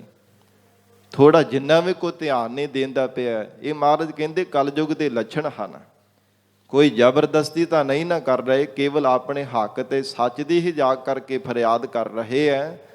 ਔਰ ਕਿੰਨਾ ਲੰਬੇਰਾ ਸਮਾਂ ਹੋ ਗਿਆ, ਸੰਘਰਸ਼ ਜਾਰੀ ਹੈ। ਸਤਿਗੁਰੂ ਜੀ ਕਿਰਪਾ ਕਰਨ, ਮਹਾਰਾਜ ਸੱਚੇ ਪਾਤਸ਼ਾਹ ਮਿਹਰ ਕਰਨ। ਗੁਰੂ ਚਰਨਾਂ ਵਿੱਚ ਅਸੀਂ ਮਿਲ ਕਰਕੇ ਜੋਦੜੀ ਕਰੀਏ ਕਿ ਜੋ ਹੱਕ ਤੇ ਸੱਚ ਦੀ ਲੜਾਈ ਸਾਡੇ ਕਿਸਾਨ ਵੀਰ, ਮਾਤਾਵਾਂ, ਬੱਚੇ, ਨੌਜਵਾਨ ਮਿਲ ਕਰਕੇ ਲੜ ਰਹੇ ਹੈ, ਸਤਿਗੁਰੂ ਜੀ ਕਿਰਪਾ ਕਰਕੇ ਇਹਨਾਂ ਨੂੰ ਸਫਲਤਾ ਬਖਸ਼ਿਸ਼ ਕਰਨ। ਗਰੀਬ ਨਵਾਜ਼ ਸਤਿਗੁਰੂ ਜੀ ਮਿਹਰ ਕਰਨ। ਗੁਰੂ ਚਰਨਾਂ ਵਿੱਚ ਅਰਦਾਸ ਕਰੀਏ, ਕਿਉਂਕਿ ਗੁਰੂ ਨਾਨਕ ਨਾਮ ਲੇਵਾ ਸਿੱਖ ਸੰਗਤਾਂ ਸਭ ਥਾਵਾਂ ਤੇ ਸਾਧ ਸੰਗਤ ਜੀ ਤੇ ਨਾ ਕਿਸਾਨਾਂ ਦੀ ਚੜ੍ਹਦੀ ਕਲਾ ਵਾਸਤੇ, ਫਤਿਹ ਪ੍ਰਾਪਤ ਹੋਣ ਵਾਸਤੇ, ਜਿੱਤ ਦੀ ਪ੍ਰਾਪਤੀ ਵਾਸਤੇ, ਕਾਲੇ ਕਾਨੂੰਨਾਂ ਨੂੰ ਰੱਦ ਕਰਾਉਣ ਦੇ ਵਾਸਤੇ ਗੁਰਬਾਣੀ ਪੜ੍ਹ ਪੜ੍ਹ ਕੇ ਅਰਦਾਸਾਂ ਕਰ ਰਹੇ ਹੈ, ਨਾਮ ਜਪ ਰਹੇ ਨੇ। ਸਭ ਥਾਵਾਂ ਤੇ, ਸਭ ਅਸਥਾਨਾਂ ਤੇ ਗੁਰੂ ਕੇ ਪਿਆਰ ਵਾਲੀਆਂ ਸਿੱਖ ਸੰਗਤਾਂ ਅਰਦਾਸਾਂ ਬੇਨਤੀਆਂ ਕਰ ਰਹੀਆਂ ਨੇ। ਕਿਉਂਕਿ ਸਾਧ ਸੰਗਤ ਜੀ ਭਾਵੇਂ ਠੀਕ ਹੈ ਕੂੜ ਦਾ ਬੁਲਾਰਾ ਬੋਲ ਬੱਲ ਹੈ, ਪਰ ਜਦੋਂ ਜੀਵ ਨੂੰ ਸੋਝੀ ਆਉਂਦੀ ਹੈ ਨਾ, ਫਿਰ ਹਰ ਕੋਈ ਸਾਧ ਸੰਗਤ ਜੀ ਚੰਗੇ ਪਾਸੇ ਤੁਰਦਾ ਹੈ। ਜਦੋਂ ਤੱਕ ਸਮਝ ਨਾ ਹੋਵੇ ਉਦੋਂ ਤੱਕ ਤਾਂ ਝੂਠ ਦਾ ਸੁਣ ਕਰਕੇ ਝੂਠ ਵਾਲੇ ਪਾਸੇ ਜੀਵ ਤੁਰਿਆ ਰਹਿੰਦਾ। ਪਰ ਹੁਣ ਸਾਧ ਸੰਗਤ ਜੀ ਹਰ ਕਿਸੇ ਨੂੰ ਪਤਾ ਚੱਲਦਾ ਪਿਆ ਕਿ ਕਿਸਾਨਾਂ ਦੇ ਨਾਲ ਧੱਕਾ ਹੋ ਰਿਹਾ ਹੈ, ਜ਼ਬਰਦਸਤੀ ਸਾਧ ਸੰਗਤ ਜੀ ਉਹਨਾਂ ਨੂੰ ਕੁਚਲਿਆ ਜਾ ਰਿਹਾ ਹੈ। ਸੋ ਇਸ ਕਰਕੇ ਮਹਾਰਾਜ ਧੰਨ ਗੁਰੂ ਨਾਨਕ ਦੇਵ ਸਾਹਿਬ ਸੱਚੇ ਪਾਤਸ਼ਾਹ ਜੀ ਨੇ ਉਚਾਰਨ ਕੀਤਾ, ਕਹਿੰਦੇ ਕਹੈ ਖੁਦਾਏ ਨਾ ਮਾਨੈ ਕੋਈ। ਜੇ ਕੋਈ ਖੁਦਾ ਦਾ ਵਾਸਤਾ ਪਾਉਂਦਾ ਤਾਂ ਵੀ ਨਹੀਂ ਕੋਈ ਮੰਨਣ ਲਈ ਤਿਆਰ। ਕਹਿੰਦੇ ਜਾ ਜਾ ਕੋਈ ਰੱਬ ਹੈ ਨਹੀਂ ਹੈ। ਕੌਣ ਕਹਿੰਦਾ ਕਿ ਖੁਦਾ ਹੈਗਾ? ਰੱਬ ਨੂੰ ਵੀ ਝੂਠਾ ਹੀ ਪਾ ਦਿੰਦੇ ਹੈ। ਇੱਦਾਂ ਦੇ ਮਹਾਰਾਜ ਕਹਿੰਦੇ ਕਲਯੁਗ ਦੇ ਲੱਛਣ ਹਨ। ਮਾਨਸ ਮੂਰਤ ਨਾਨਕ ਨਾਮ। ਸਤਿਗੁਰੂ ਨਾਨਕ ਦੇਵ ਸਾਹਿਬ ਮਹਾਰਾਜ ਕਹਿੰਦੇ ਮਨੁੱਖ ਦਾ ਤਾਂ ਕੇਵਲ ਮੂਰਤ ਹੀ ਹੈ, ਨਾਮ ਕਰਕੇ ਹੀ ਹੈ, ਨਾਮ ਮਾਤਰ ਹੀ ਹੈ, ਪਰ ਹਾਲਤ ਜੀਵ ਦੀ ਕਿੱਦਾਂ ਦੀ ਹੈ? ਕਰਨੀ ਕੁੱਤਾ ਦਰ ਫੁਰਮਾਨ। ਹਜੂਰ ਕਹਿੰਦੇ ਪ੍ਰਮਾਤਮਾ ਦਾ ਫਰਮਾਨ, ਹੁਕਮ, ਇਹ ਆਗਿਆ ਤੁਹਾਨੂੰ ਸੁਣਾ ਰਹੇ ਆ, ਆਪਣੇ ਕੋਲੋਂ ਨਹੀਂ ਬਣਾ ਕੇ ਆਖ ਰਹੇ। ਜਿਵੇਂ ਹੋਰ ਵੀ ਹਜੂਰ ਦੇ ਬਚਨ ਆਉਂਦੇ ਆ ਨਾ, ਜੈਸੀ ਮੈਂ ਆਵੈ ਖਸਮ ਕੀ ਬਾਣੀ, ਤੈਸੜਾ ਕਰੀ ਗਿਆਨ ਵੇ ਲਾਲੋ। ਕਹਿੰਦੇ ਕਿ ਜਿਵੇਂ ਜਿਵੇਂ ਮਾਲਕ ਪਰਮਾਤਮਾ ਵੱਲੋਂ ਆਈ ਹੋਈ ਰੱਬੀ ਬਾਣੀ ਹੈ, ਤਿਵੇਂ ਅਸੀਂ ਸੰਸਾਰ ਦੇ ਅੰਦਰ ਇਹ ਸੱਚ ਦਾ ਨਾਅਰਾ ਲਾ ਕਰਕੇ ਦੱਸ ਰਹੇ ਹਾਂ। ਮਹਾਰਾਜ ਕਹਿੰਦੇ ਸੱਚ ਦਾ ਰਸਤਾ ਦਿਖਾ ਰਹੇ ਹਾਂ। ਸੋ ਇਸ ਪ੍ਰਕਾਰ ਹਜੂਰ ਕਹਿੰਦੇ ਹਨ ਕਰਨੀ ਕੁੱਤਾ ਦਰ ਫਰਮਾਨ। ਕਹਿੰਦੇ ਕਿ ਕੂਕਰ ਕੁੱਤੇ ਵਰਗੀ ਇਸ ਸੰਸਾਰ ਦੀ ਜੀਵ ਦੀ ਜਿਹੜੀ ਹਾਲਤ ਹੈ, ਬਿਰਤੀ ਹੈ, ਜ਼ਿੰਦਗੀ ਜਿਹੜੀ ਹੈ, ਜੀਵਨ ਜਿਹੜਾ ਕੁੱਤੇ ਵਰਗਾ ਬਣ ਚੁੱਕਾ ਹੈ। ਕਦੇ ਕਿਸੇ ਨੂੰ ਕੱਟਦਾ, ਕਦੇ ਕਿਸੇ ਨੂੰ ਕੱਟਦਾ ਰਹਿੰਦਾ। ਲੋਭ ਰੂਪੀ ਹਲਕ ਜਿਹਨੂੰ ਹੋ ਜਾਂਦੇ ਨਾ ਕੁੱਤੇ ਨੂੰ, ਫਿਰ ਆਪਣਿਆਂ ਦੀ ਵੀ ਪਹਿਚਾਣ ਭੁੱਲ ਜਾਂਦਾ ਹੈ। ਸੋ ਇਹ ਮਹਾਰਾਜ ਹਜੂਰ ਕਹਿੰਦੇ ਨੇ ਕਰਨੀ ਕੁੱਤਾ ਦਰ ਫਰਮਾਨ। ਇਹ ਪਰਮਾਤਮਾ ਦਾ ਕਹਿੰਦੇ ਹੁਕਮ ਹੈ, ਅਥਵਾ ਅੰਤਰੀ ਭਾਵ ਵਿੱਚ ਕਹਿੰਦੇ ਆ ਉਪਦੇਸ਼ ਦਿੰਦੇ ਹੋਏ, ਹੇ ਜਗਿਆਸੂ, ਹੇ ਪ੍ਰਾਣਾ ਤਾਰੀ ਜੀਵ, ਤੇਰੀ ਜਿਹੜੀ ਕਰਨੀ ਹੈ ਨਾ, ਜੇ ਕਿਤੇ ਉਲਟ ਕਰਕੇ ਬੰਦਗੀ ਵਾਲੀ ਹੋ ਜਾਵੇ, ਭਾਵ ਜਿਹੜੀ ਕਮਾਈ ਹੈ, ਜੀਵਨ ਜਿਹੜਾ ਨਿਰਵਾਹ ਕਰਨਾ, ਇਹ ਪ੍ਰਮਾਤਮਾ ਦੀ ਬੰਦਗੀ ਵਾਲੀ ਹੋ ਜਾਵੇ ਤੇ ਕੁੱਤੇ ਦੀ ਤਰ੍ਹਾਂ ਤੂੰ ਆਪਣੇ ਮਾਲਕ ਦਾ ਦਰ ਨਾ ਛੱਡੇ। ਜਿੱਥੇ ਕੁੱਤੇ ਵਿੱਚ ਔਗਣ ਹੁੰਦਾ, ਗੁਣ ਵੀ ਬੜਾ ਵੱਡਾ ਹੈ। ਮਹਾਰਾਜ ਸਾਹਿਬ ਜੀ ਦੇ ਬਚਨ ਆਉਂਦੇ ਆ ਨਾ, ਸੁਆਮੀ ਕੋ ਗ੍ਰਹਿ ਜਿਉ ਸਦਾ ਸਵਾਨ ਤਜਿਤ ਨਹੀਂ ਨਿਤ। ਕਹਿੰਦੇ ਕਿ ਹਨ ਜੇ ਪ੍ਰਮਾਤਮਾ ਦਾ ਚਿੰਤਨ ਕਰਨਾ ਤੇ ਕੂਕਰ ਦੀ ਤਰ੍ਹਾਂ ਕੁੱਤੇ ਤੋਂ ਗੁਣ ਧਾਰਨ ਕਰ। ਸਾਧ ਸੰਗਤ ਜੀ, ਕੂਕਰ ਜਿਹੜਾ ਹੈ ਨਾ, ਕੁੱਤਾ ਇੱਕ ਵਫਾਦਾਰ ਜਾਨਵਰ ਮੰਨਿਆ ਗਿਆ ਹੈ। ਵਫਾਦਾਰ, ਜਿਸ ਦਰ ਤੋਂ ਟੁੱਕ ਬੁਰਕੀ ਪੈ ਜਾਂਦਾ, ਮਾਲਕ ਦਾ ਕਦੇ ਸਾਧ ਸੰਗਤ ਜੀ ਦਰ ਨਹੀਂ ਛੱਡਦਾ। ਵਫਾਦਾਰ ਜਾਨਵਰ ਮੰਨਿਆ ਜਾਂਦਾ ਹੈ। ਭਾਵੇਂ ਕੁੱਟ ਕੇ ਡੰਡੇ ਮਾਰ ਕੇ ਭਜਾ ਦੇਵੇ, ਉਹ ਫਿਰ ਉੱਥੇ ਦਹਲੀਜ਼ ਤੇ ਆ ਕੇ ਬੈਠ ਜਾਂਦਾ। ਮਹਾਰਾਜ ਕਹਿੰਦੇ ਗੁਰੂ ਕਾ ਪਿਆਰ ਵਾਲਾ ਸਿੱਖ ਇੱਦਾਂ ਦਾ ਹੋਣਾ ਚਾਹੀਦਾ। ਇਹ ਕੂਕਰ ਤੋਂ ਗੁਣ ਧਾਰਨ ਕਰਨਾ ਚਾਹੀਦਾ ਹੈ। ਸਤਿਗੁਰੂ ਜੀ ਦਾ ਦਰ ਕਦੇ ਵੀ ਛੱਡਣਾ ਨਹੀਂ ਚਾਹੀਦਾ। ਆਪਣੇ ਮਾਲਕ ਦਾ ਦਰ ਛੱਡ ਕੇ ਦਰ ਦਰ ਤੇ ਹੋਰ ਭਟਕਣਾ, ਮਹਾਰਾਜ ਕਹਿੰਦੇ ਕਿ ਤੇਰੇ ਨਾਲ ਕੂਕਰ ਵੀ ਚੰਗਾ ਹੈ। ਸੋ ਇਸ ਪ੍ਰਕਾਰ ਸਤਿਗੁਰੂ ਨਾਨਕ ਦੇਵ ਸਾਹਿਬ ਮਹਾਰਾਜ ਕਹਿੰਦੇ ਕਰਨੀ ਕੁੱਤਾ ਦਰ ਫਰਮਾਨ। ਹੇ ਜੀਵ, ਮਹਾਰਾਜ ਜੀ ਦੀ ਸਤ ਸੰਗਤ ਰੂਪੀ ਦਰ ਤੇ ਆ ਕੇ ਫਰਮਾਨ ਮਹਾਰਾਜ ਜੀ ਦਾ ਉਪਦੇਸ਼ ਧਾਰਨ ਕਰ, ਔਰ ਜੀਵਨ ਦੀ ਸਫਲਤਾ ਬਣਾਉਣ ਦੇ ਵਾਸਤੇ ਕੂਕਰ ਤੋਂ ਵੀ ਗੁਣ ਧਾਰਨ ਕਰ ਲੈ। ਕਰਨੀ ਬੰਦਗੀ ਵਾਲੀ ਆਪਣੀ ਧਾਰਨ ਕਰ ਲੈਣਾ ਕਰ। ਗੁਰ ਪ੍ਰਸਾਦ ਜਾਣੈ ਮਹਿਮਾਨ।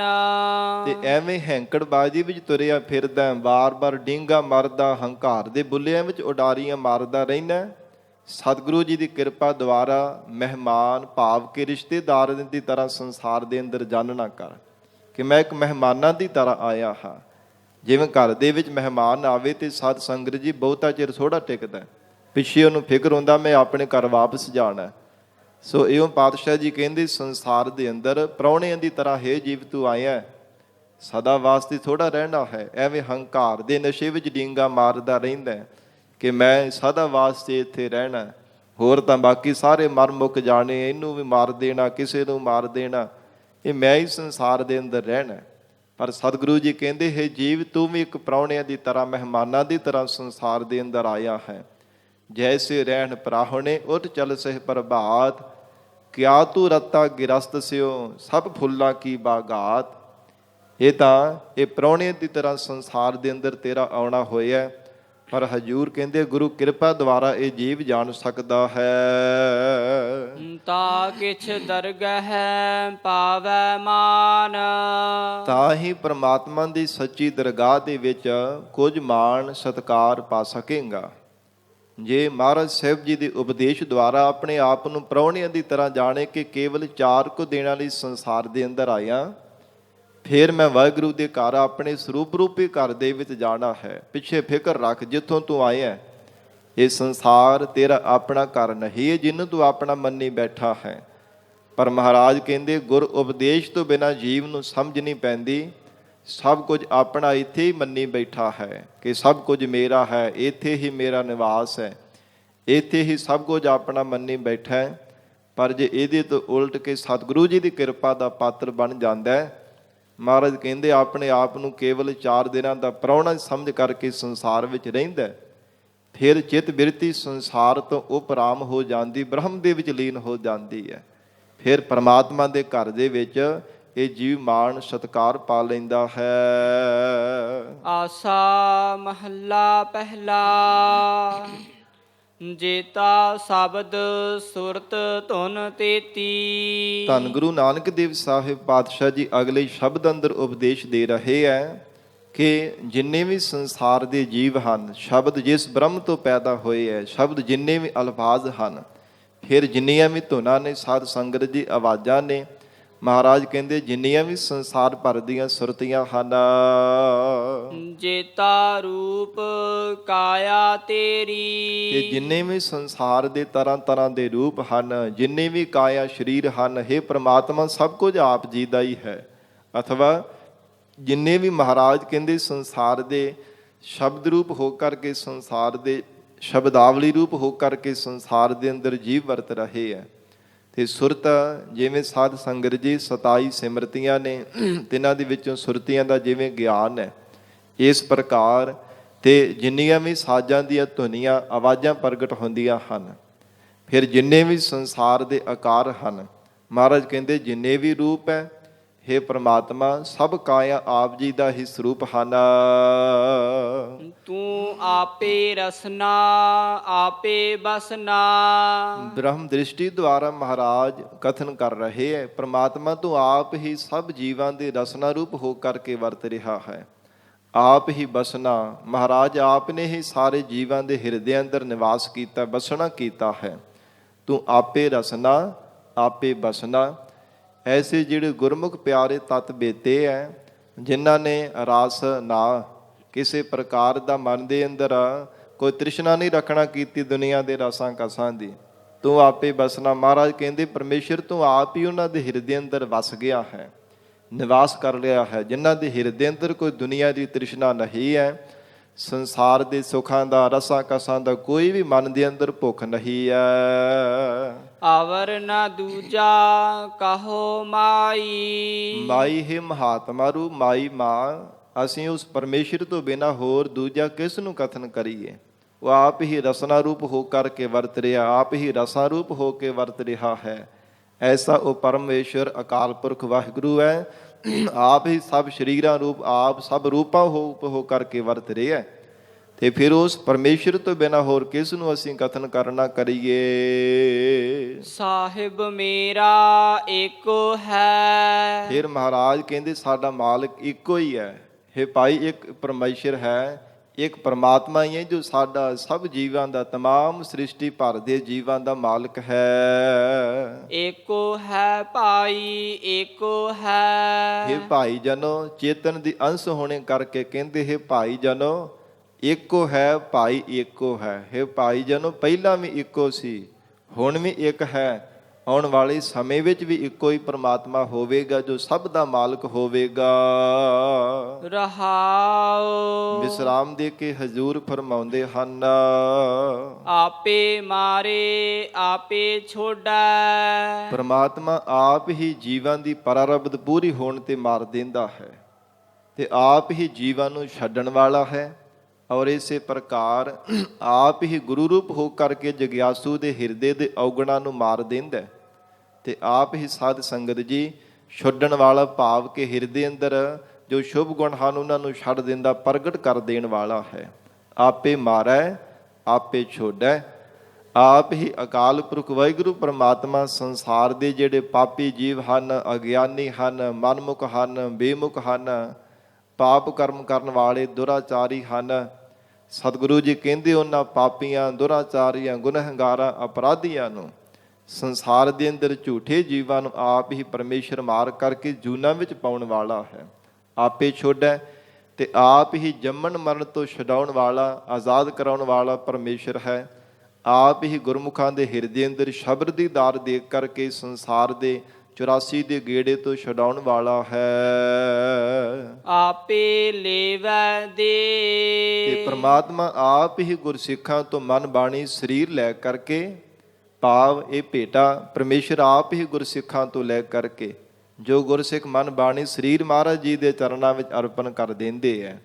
ਮਹਾਰਾਜ ਕਹਿੰਦੇ ਆਪ ਹੀ ਗੁਰੂ ਰੂਪ ਹੋ ਕਰਕੇ ਪਰਮਾਤਮਾ ਅਕਾਲ ਪੁਰਖ ਵਾਹਿਗੁਰੂ ਸਿੱਖਾਂ ਦੀ ਮਨ ਬਾਣੀ ਸਰੀਰ ਰੂਪ ਭੇਟ ਅਰਪਣ ਕਰਕੇ ਆਪੇ ਲੇਵੈ ਦੇ, ਤਿੰਨਾਂ ਨੂੰ ਮੁਕਤੀ ਦੀ ਦਾਤ ਦੇ ਦਿੰਦਾ ਹੈ, ਤਿੰਨਾਂ ਨੂੰ ਬ੍ਰਹਮ ਗਿਆਨ ਦੀ ਅਵਸਥਾ ਬਖਸ਼ਿਸ਼ ਕਰ ਦਿੰਦਾ ਹੈ।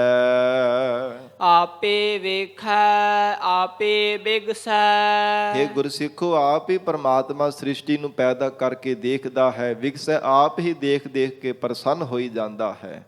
ਆਪ ਹੀ ਪਰਮਾਤਮਾ ਸੰਸਾਰ ਦੇ ਅੰਦਰ ਕੌਤਕਾਂ ਨੂੰ, ਚਰਿੱਤਰਾਂ ਨੂੰ ਦੇਖ ਦੇਖ ਕਰਕੇ ਆਪ ਹੀ ਪ੍ਰਸੰਨ ਹੋਈ ਜਾਂਦਾ ਹੈ। ਸ੍ਰਿਸ਼ਟੀ ਵੀ ਆਪ ਹੀ ਪੈਦਾ ਕੀਤੀ ਹੈ, ਆਪ ਹੀ ਜੀਵਨ ਰੂਪ ਹੋ ਕੇ ਵਰਤ ਰਿਹਾ ਤੇ ਆਪ ਹੀ ਅਸੰਗ ਹੋ ਕਰਕੇ, ਵੱਖਰਾ ਹੋ ਕੇ ਪਰਮਾਤਮਾ ਸਭ ਨੂੰ ਦੇਖ ਦੇਖ ਕਰਕੇ ਖੁਸ਼ ਹੋਈ ਜਾਂਦਾ ਹੈ। ਇਸ ਸੰਸਾਰ ਦੇ ਅੰਦਰ ਮਹਾਰਾਜ ਸੱਚੇ ਪਾਤਸ਼ਾਹ ਜੀ ਦੇ ਬਚਨ ਆਉਂਦੇ ਹਨ, ਮੈਂ ਹਾਂ ਪਰਮ ਪੁਰਖ ਕੋ ਦਾਸਾ, ਦੇਖਣ ਆਇਓ ਜਗਤ ਤਮਾਸ਼ਾ। ਗੁਰੂ ਕਲਗੀਧਰ ਪਿਤਾ ਧੰਨ ਸ਼੍ਰੀ ਗੁਰੂ ਗੋਬਿੰਦ ਸਿੰਘ ਸਾਹਿਬ ਮਹਾਰਾਜ ਬਾਜਾਂ ਵਾਲੀ ਸਤਿਗੁਰੂ ਜੀ, ਜਿਨ੍ਹਾਂ ਦਾ ਸਾਧ ਸੰਗਤ ਜੀ ਪਰਸੋਂ 20 ਜਨਵਰੀ ਨੂੰ ਪ੍ਰਕਾਸ਼ ਪੁਰਬ ਪਾਵਨ ਦਿਹਾੜਾ ਆ ਰਿਹਾ ਹੈ। ਤੇ ਨਾ ਮਹਾਰਾਜ ਗੁਰੂ ਕਲਗੀਧਰ ਪਿਤਾ ਸਤਿਗੁਰੂ ਜੀ ਦੇ ਬਚਨ ਹਨ, ਕਹਿੰਦੇ ਅਸੀਂ ਪਰਮੇਸ਼ਰ ਦੇ ਦਾਸ ਹਾਂ ਔਰ ਜਗਤ ਦਾ ਤਮਾਸ਼ਾ ਦੇਖਣ ਵਾਸਤੇ ਆਏ ਹਾਂ। ਕਿੱਦਾਂ ਦੀ ਸੰਸਾਰ ਦੇ ਜੀਵਾਂ ਦੀ ਹਾਲਤ ਬਣੀ ਹੋਈ ਹੈ। ਇਵੇਂ ਪਰਮਾਤਮਾ ਆਪ ਹੀ ਵੇਖ ਕੇ ਤੇ ਆਪ ਹੀ ਤਮਾਸ਼ੇ ਨੂੰ ਦੇਖਦਾ ਹੋਇਆ ਪ੍ਰਸੰਨ ਹੁੰਦਾ ਹੈ। ਆਪੇ ਨਦਰ ਕਰੇ। ਆਪ ਹੀ ਗੁਰਮੁਖਾਂ ਦੀ ਕਿਰਪਾ ਦੀ ਨਜ਼ਰ ਕਰ ਦੇਣ ਵਾਲਾ ਹੈ। ਆਪ ਹੀ ਸੀਸ ਤੇ ਮਿਹਰ ਭਰੇ ਹੱਥ ਰੱਖ ਕੇ ਬਖਸ਼ਿਸ਼ ਕਰਨ ਵਾਲਾ ਹੈ। ਜੋ ਕਿਛ ਕਰਨਾ ਸੋ ਕਰ ਰਹਿਆ। ਜੋ ਕੁਝ ਪਰਮਾਤਮਾ ਨੂੰ ਭਾਵੰਦਾ ਉਹ ਕੁਝ ਹੀ ਕਰ ਰਿਹਾ ਹੈ। ਪਹਿਲਾਂ ਵੀ ਕਰਦਾ ਸੀ, ਹੁਣ ਵੀ ਕਰ ਰਿਹਾ ਹੈ ਅਤੇ ਆਉਣ ਵਾਲੇ ਸਮੇਂ ਵਿੱਚ ਵੀ ਉਹ ਕੁਝ ਕਰੇਗਾ ਜੋ ਪਰਮੇਸ਼ਰ ਨੂੰ ਭਾਵੇਗਾ। ਅਵਰ ਨਾ ਕਰਨਾ ਜਾਈ। ਸਤਿਗੁਰੂ ਨਾਨਕ ਦੇਵ ਸਾਹਿਬ ਪਾਤਸ਼ਾਹ ਕਹਿੰਦੇ ਐ ਸਿੱਖੋ, ਹੋਰ ਕੁਝ ਆਪਣੇ ਬਲ ਦੇ ਨਾਲ ਨਾ ਕੀਤਾ ਜਾ ਸਕਦਾ ਸੀ, ਨਾ ਕਰ ਸਕਦੇ ਹਾਂ ਤੇ ਨਾ ਆਉਣ ਵਾਲੇ ਸਮੇਂ ਵਿੱਚ ਕੋਈ ਕਰ ਸਕੇਗਾ। ਜੋ ਕੁਝ ਪਰਮੇਸ਼ਰ ਨੂੰ ਭਾਵਦਾ ਉਹ ਕੁਝ ਹੋ ਰਿਹਾ ਹੈ। ਜੈਸਾ ਵਰਤੈ ਤੈਸੋ ਕਹੀਐ। ਤੇ ਜਿਵੇਂ ਪ੍ਰਮਾਤਮਾ ਸੰਸਾਰ ਅੰਦਰ ਵਰਤਦਾ ਹੈ, ਮਹਾਰਾਜ ਕਹਿੰਦੇ ਉਵੇਂ ਹੀ ਅਸਾਂ ਨੇ ਕਥਨ ਕੀਤਾ ਹੈ ਕਿ ਵਾਹਿਗੁਰੂ ਦੇ ਹੁਕਮ ਤੋਂ ਬਿਨਾਂ ਪੱਤਾ ਵੀ ਨਹੀਂ ਹਿੱਲ ਸਕਦਾ। ਐਸੀ ਪਰਮਾਤਮਾ ਦੀ ਕਰੜੀ ਰਜ਼ਾ ਹੈ। ਸਭ ਤੇਰੀ ਵਡਿਆਈ। ਹੇ ਪ੍ਰਮਾਤਮਾ, ਇਹ ਸਾਰੀ ਆਪ ਜੀ ਦੀ ਹੀ ਵਡਿਆਈ ਹੈ। ਕਲ ਕਲਵਾਲੀ ਮਾਇਆ ਮਦ ਮੀਠਾ। ਹਜੂਰ ਕਹਿੰਦੇ ਹਨ ਕਿ ਜਿਹੜਾ ਕਲਯੁਗ ਹੈ ਨਾ, ਕਾਲ ਕਲਵਾਲੀ, ਇਹ ਜਾਣੋ ਕਿ ਕਲਯੁਗ ਦਾ ਜੋ ਭਿਆਨਕ ਸਮਾਂ ਹੈ, ਕਲਵਾਲੀ ਕਹੀਏ ਕਿ ਜਿਹੜਾ ਭਾਂਡਾ ਹੁੰਦਾ ਸ਼ਰਾਬ ਪੀਣ ਵਾਲਾ, ਐਸਾ ਕਹਿੰਦੇ ਕਿ ਬਰਤਨ ਜਿਹੜਾ ਕਲਯੁਗ ਦੇ ਭਿਆਨਕ ਸਮੇਂ ਰੂਪ ਪਿਆਲੇ ਦੇ ਨਾਲ ਭਰਿਆ ਹੈ। ਮਨ ਮਤ ਵਾਲਾ ਪੀਵਤ ਰਹੈ। ਕਲ ਕਲਵਾਲੀ ਮਦ ਮੀਠਾ, ਮਾਇਆ ਮਦ ਮੀਠਾ। ਤੇ ਮਾਇਆ ਦੇ ਜਿਹੜਾ ਸਾਧ ਸੰਗਤ ਜੀ ਮਦ ਹੰਕਾਰ ਹੈ, ਨਸ਼ਾ ਹੈ। ਮਦ ਸ਼ਰਾਬ ਨੂੰ ਵੀ ਕਿਹਾ ਜਾਂਦਾ ਹੈ। ਇਹ ਮਾਇਆ ਦਾ ਜਿਹੜਾ ਝੂਠਾ ਨਸ਼ਾ ਹੈ ਨਾ, ਕਿ ਜਿਵੇਂ ਕਹਿੰਦੇ ਆ ਕਿ ਮਾਇਆ ਸਾਧ ਸੰਗਤ ਜੀ, ਮਾਇਆ ਕੱਪੜੇ ਨੂੰ ਲੱਗ ਜਾਵੇ ਤੇ ਕੱਪੜਾ ਵੀ ਆਕੜਿਆ ਰਹਿੰਦਾ। ਇਹ ਸੁਭਾਵਿਕ ਹੀ ਕਈ ਵਾਰ ਅਸੀਂ ਬੋਲਦੇ ਆ ਨਾ, ਉਹ ਜਿਹੜਾ ਮਾਵਾ ਲੱਗਾ ਹੁੰਦਾ ਕੱਪੜੇ ਨੂੰ, ਕੱਪੜਾ ਆਕੜਿਆ ਰਹਿੰਦਾ ਉਹਦੇ ਨਾਲ।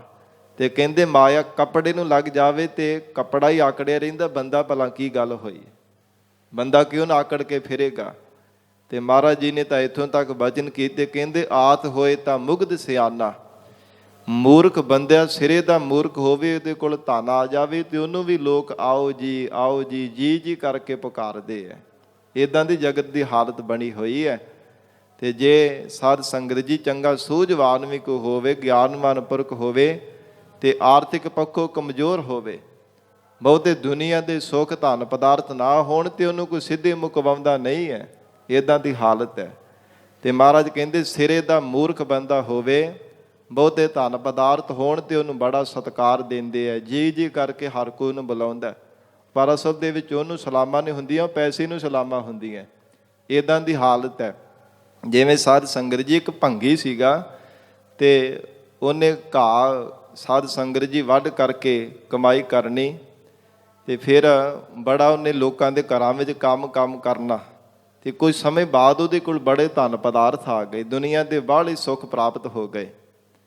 ਤੇ ਜਦੋਂ ਸਾਧ ਸੰਗਤ ਉਹਨੇ ਬੱਗੀ ਰੱਖ ਲਈ, ਸਵੇਰੇ ਸਵੇਰੇ ਸੈਰ ਕਰਨ ਵਾਸਤੇ ਜਾਣਾ, ਤੇ ਜਿਹੜੇ ਲੋਕ ਉਹਨੂੰ ਸਿੱਧੇ ਮੂੰਹ ਕਵਾਉਂਦੇ ਨਹੀਂ ਸਨ, ਤੇ ਉਹਨਾਂ ਨੇ ਬੜੇ ਸਤਿਕਾਰ ਦੇ ਨਾਲ ਉਹਨੂੰ ਜੀ ਕਰਕੇ ਨਮਸਕਾਰ ਕਰਨੀ, ਸਤਿ ਸ੍ਰੀ ਅਕਾਲ ਕਹਿਣਾ।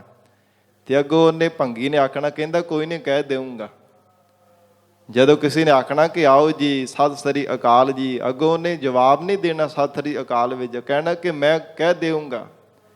ਤੇ ਇੱਕ ਸਿਆਣਾ ਬਿਆਣਾ ਸੀ ਬੰਦਾ, ਕਹਿਣ ਪੁੱਛ ਹੀ ਲਿਆ, ਕਹਿੰਦਾ ਕਿ ਮੇਰੀ ਉਮਰ ਵੇਖ, ਮੈਂ ਤੈਨੂੰ ਸਤਿ ਸ੍ਰੀ ਅਕਾਲ ਬਣਾਉਣਾ ਤੇ ਅੱਗੋਂ ਤੂੰ ਰੋਜ਼ ਹੀ ਕਹਿ ਦੇਣਾ ਕਹਿ ਦੇਊਂਗਾ, ਇਹਦਾ ਕੀ ਮਤਲਬ ਹੈ। ਕਹਿੰਦਾ ਮੈਂ ਉਹੋ ਹੀ ਭੰਗੀ ਆ, ਮੈਨੂੰ ਵੇਖ ਕੇ ਥੁੱਕ ਕੇ ਲੰਘ ਜਾਂਦੇ ਸੀ, ਕੋਈ ਕਵਾਉਂਦਾ ਨਹੀਂ ਸੀ ਹੁੰਦਾ।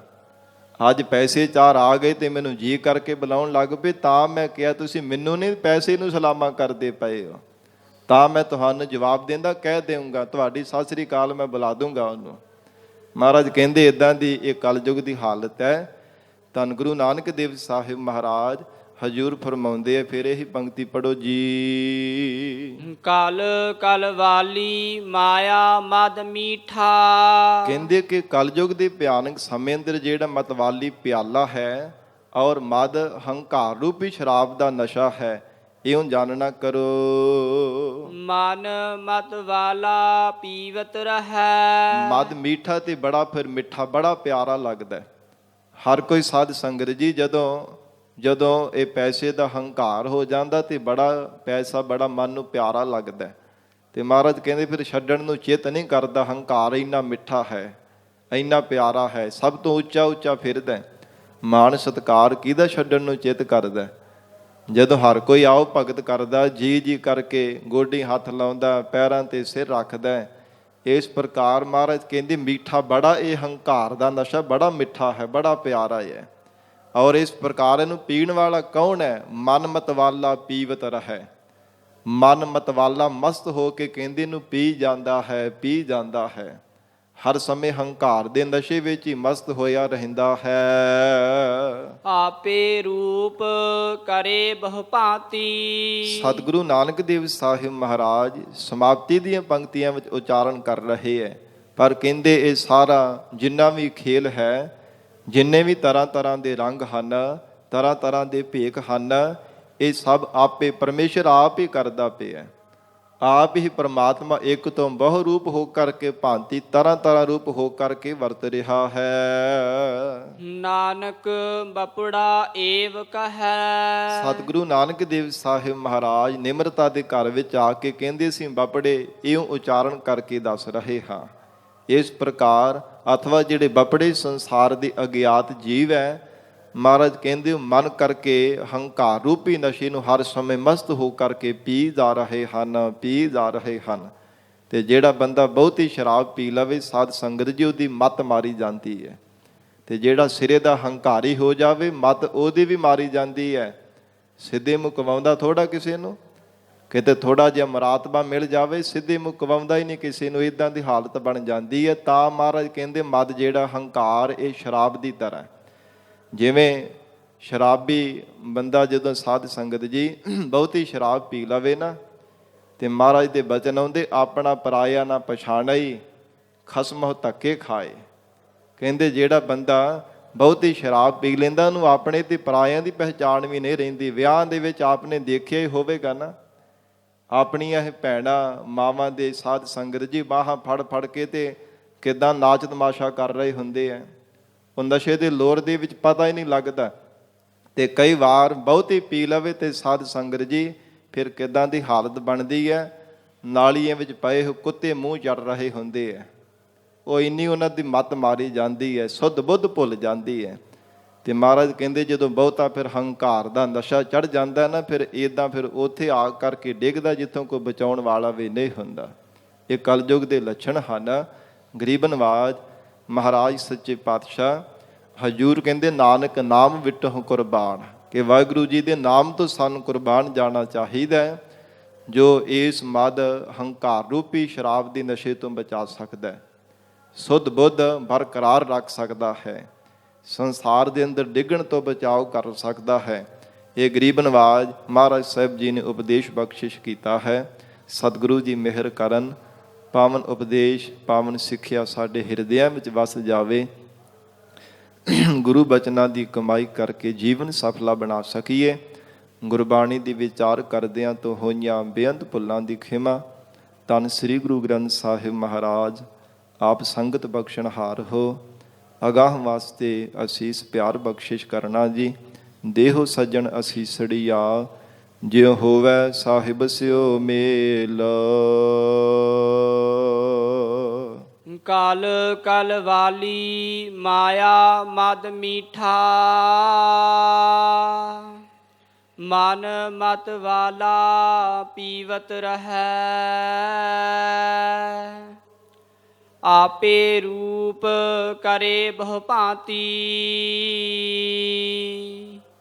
ਨਾਨਕ ਬਪੜਾ ਏਵ ਕਹੈ।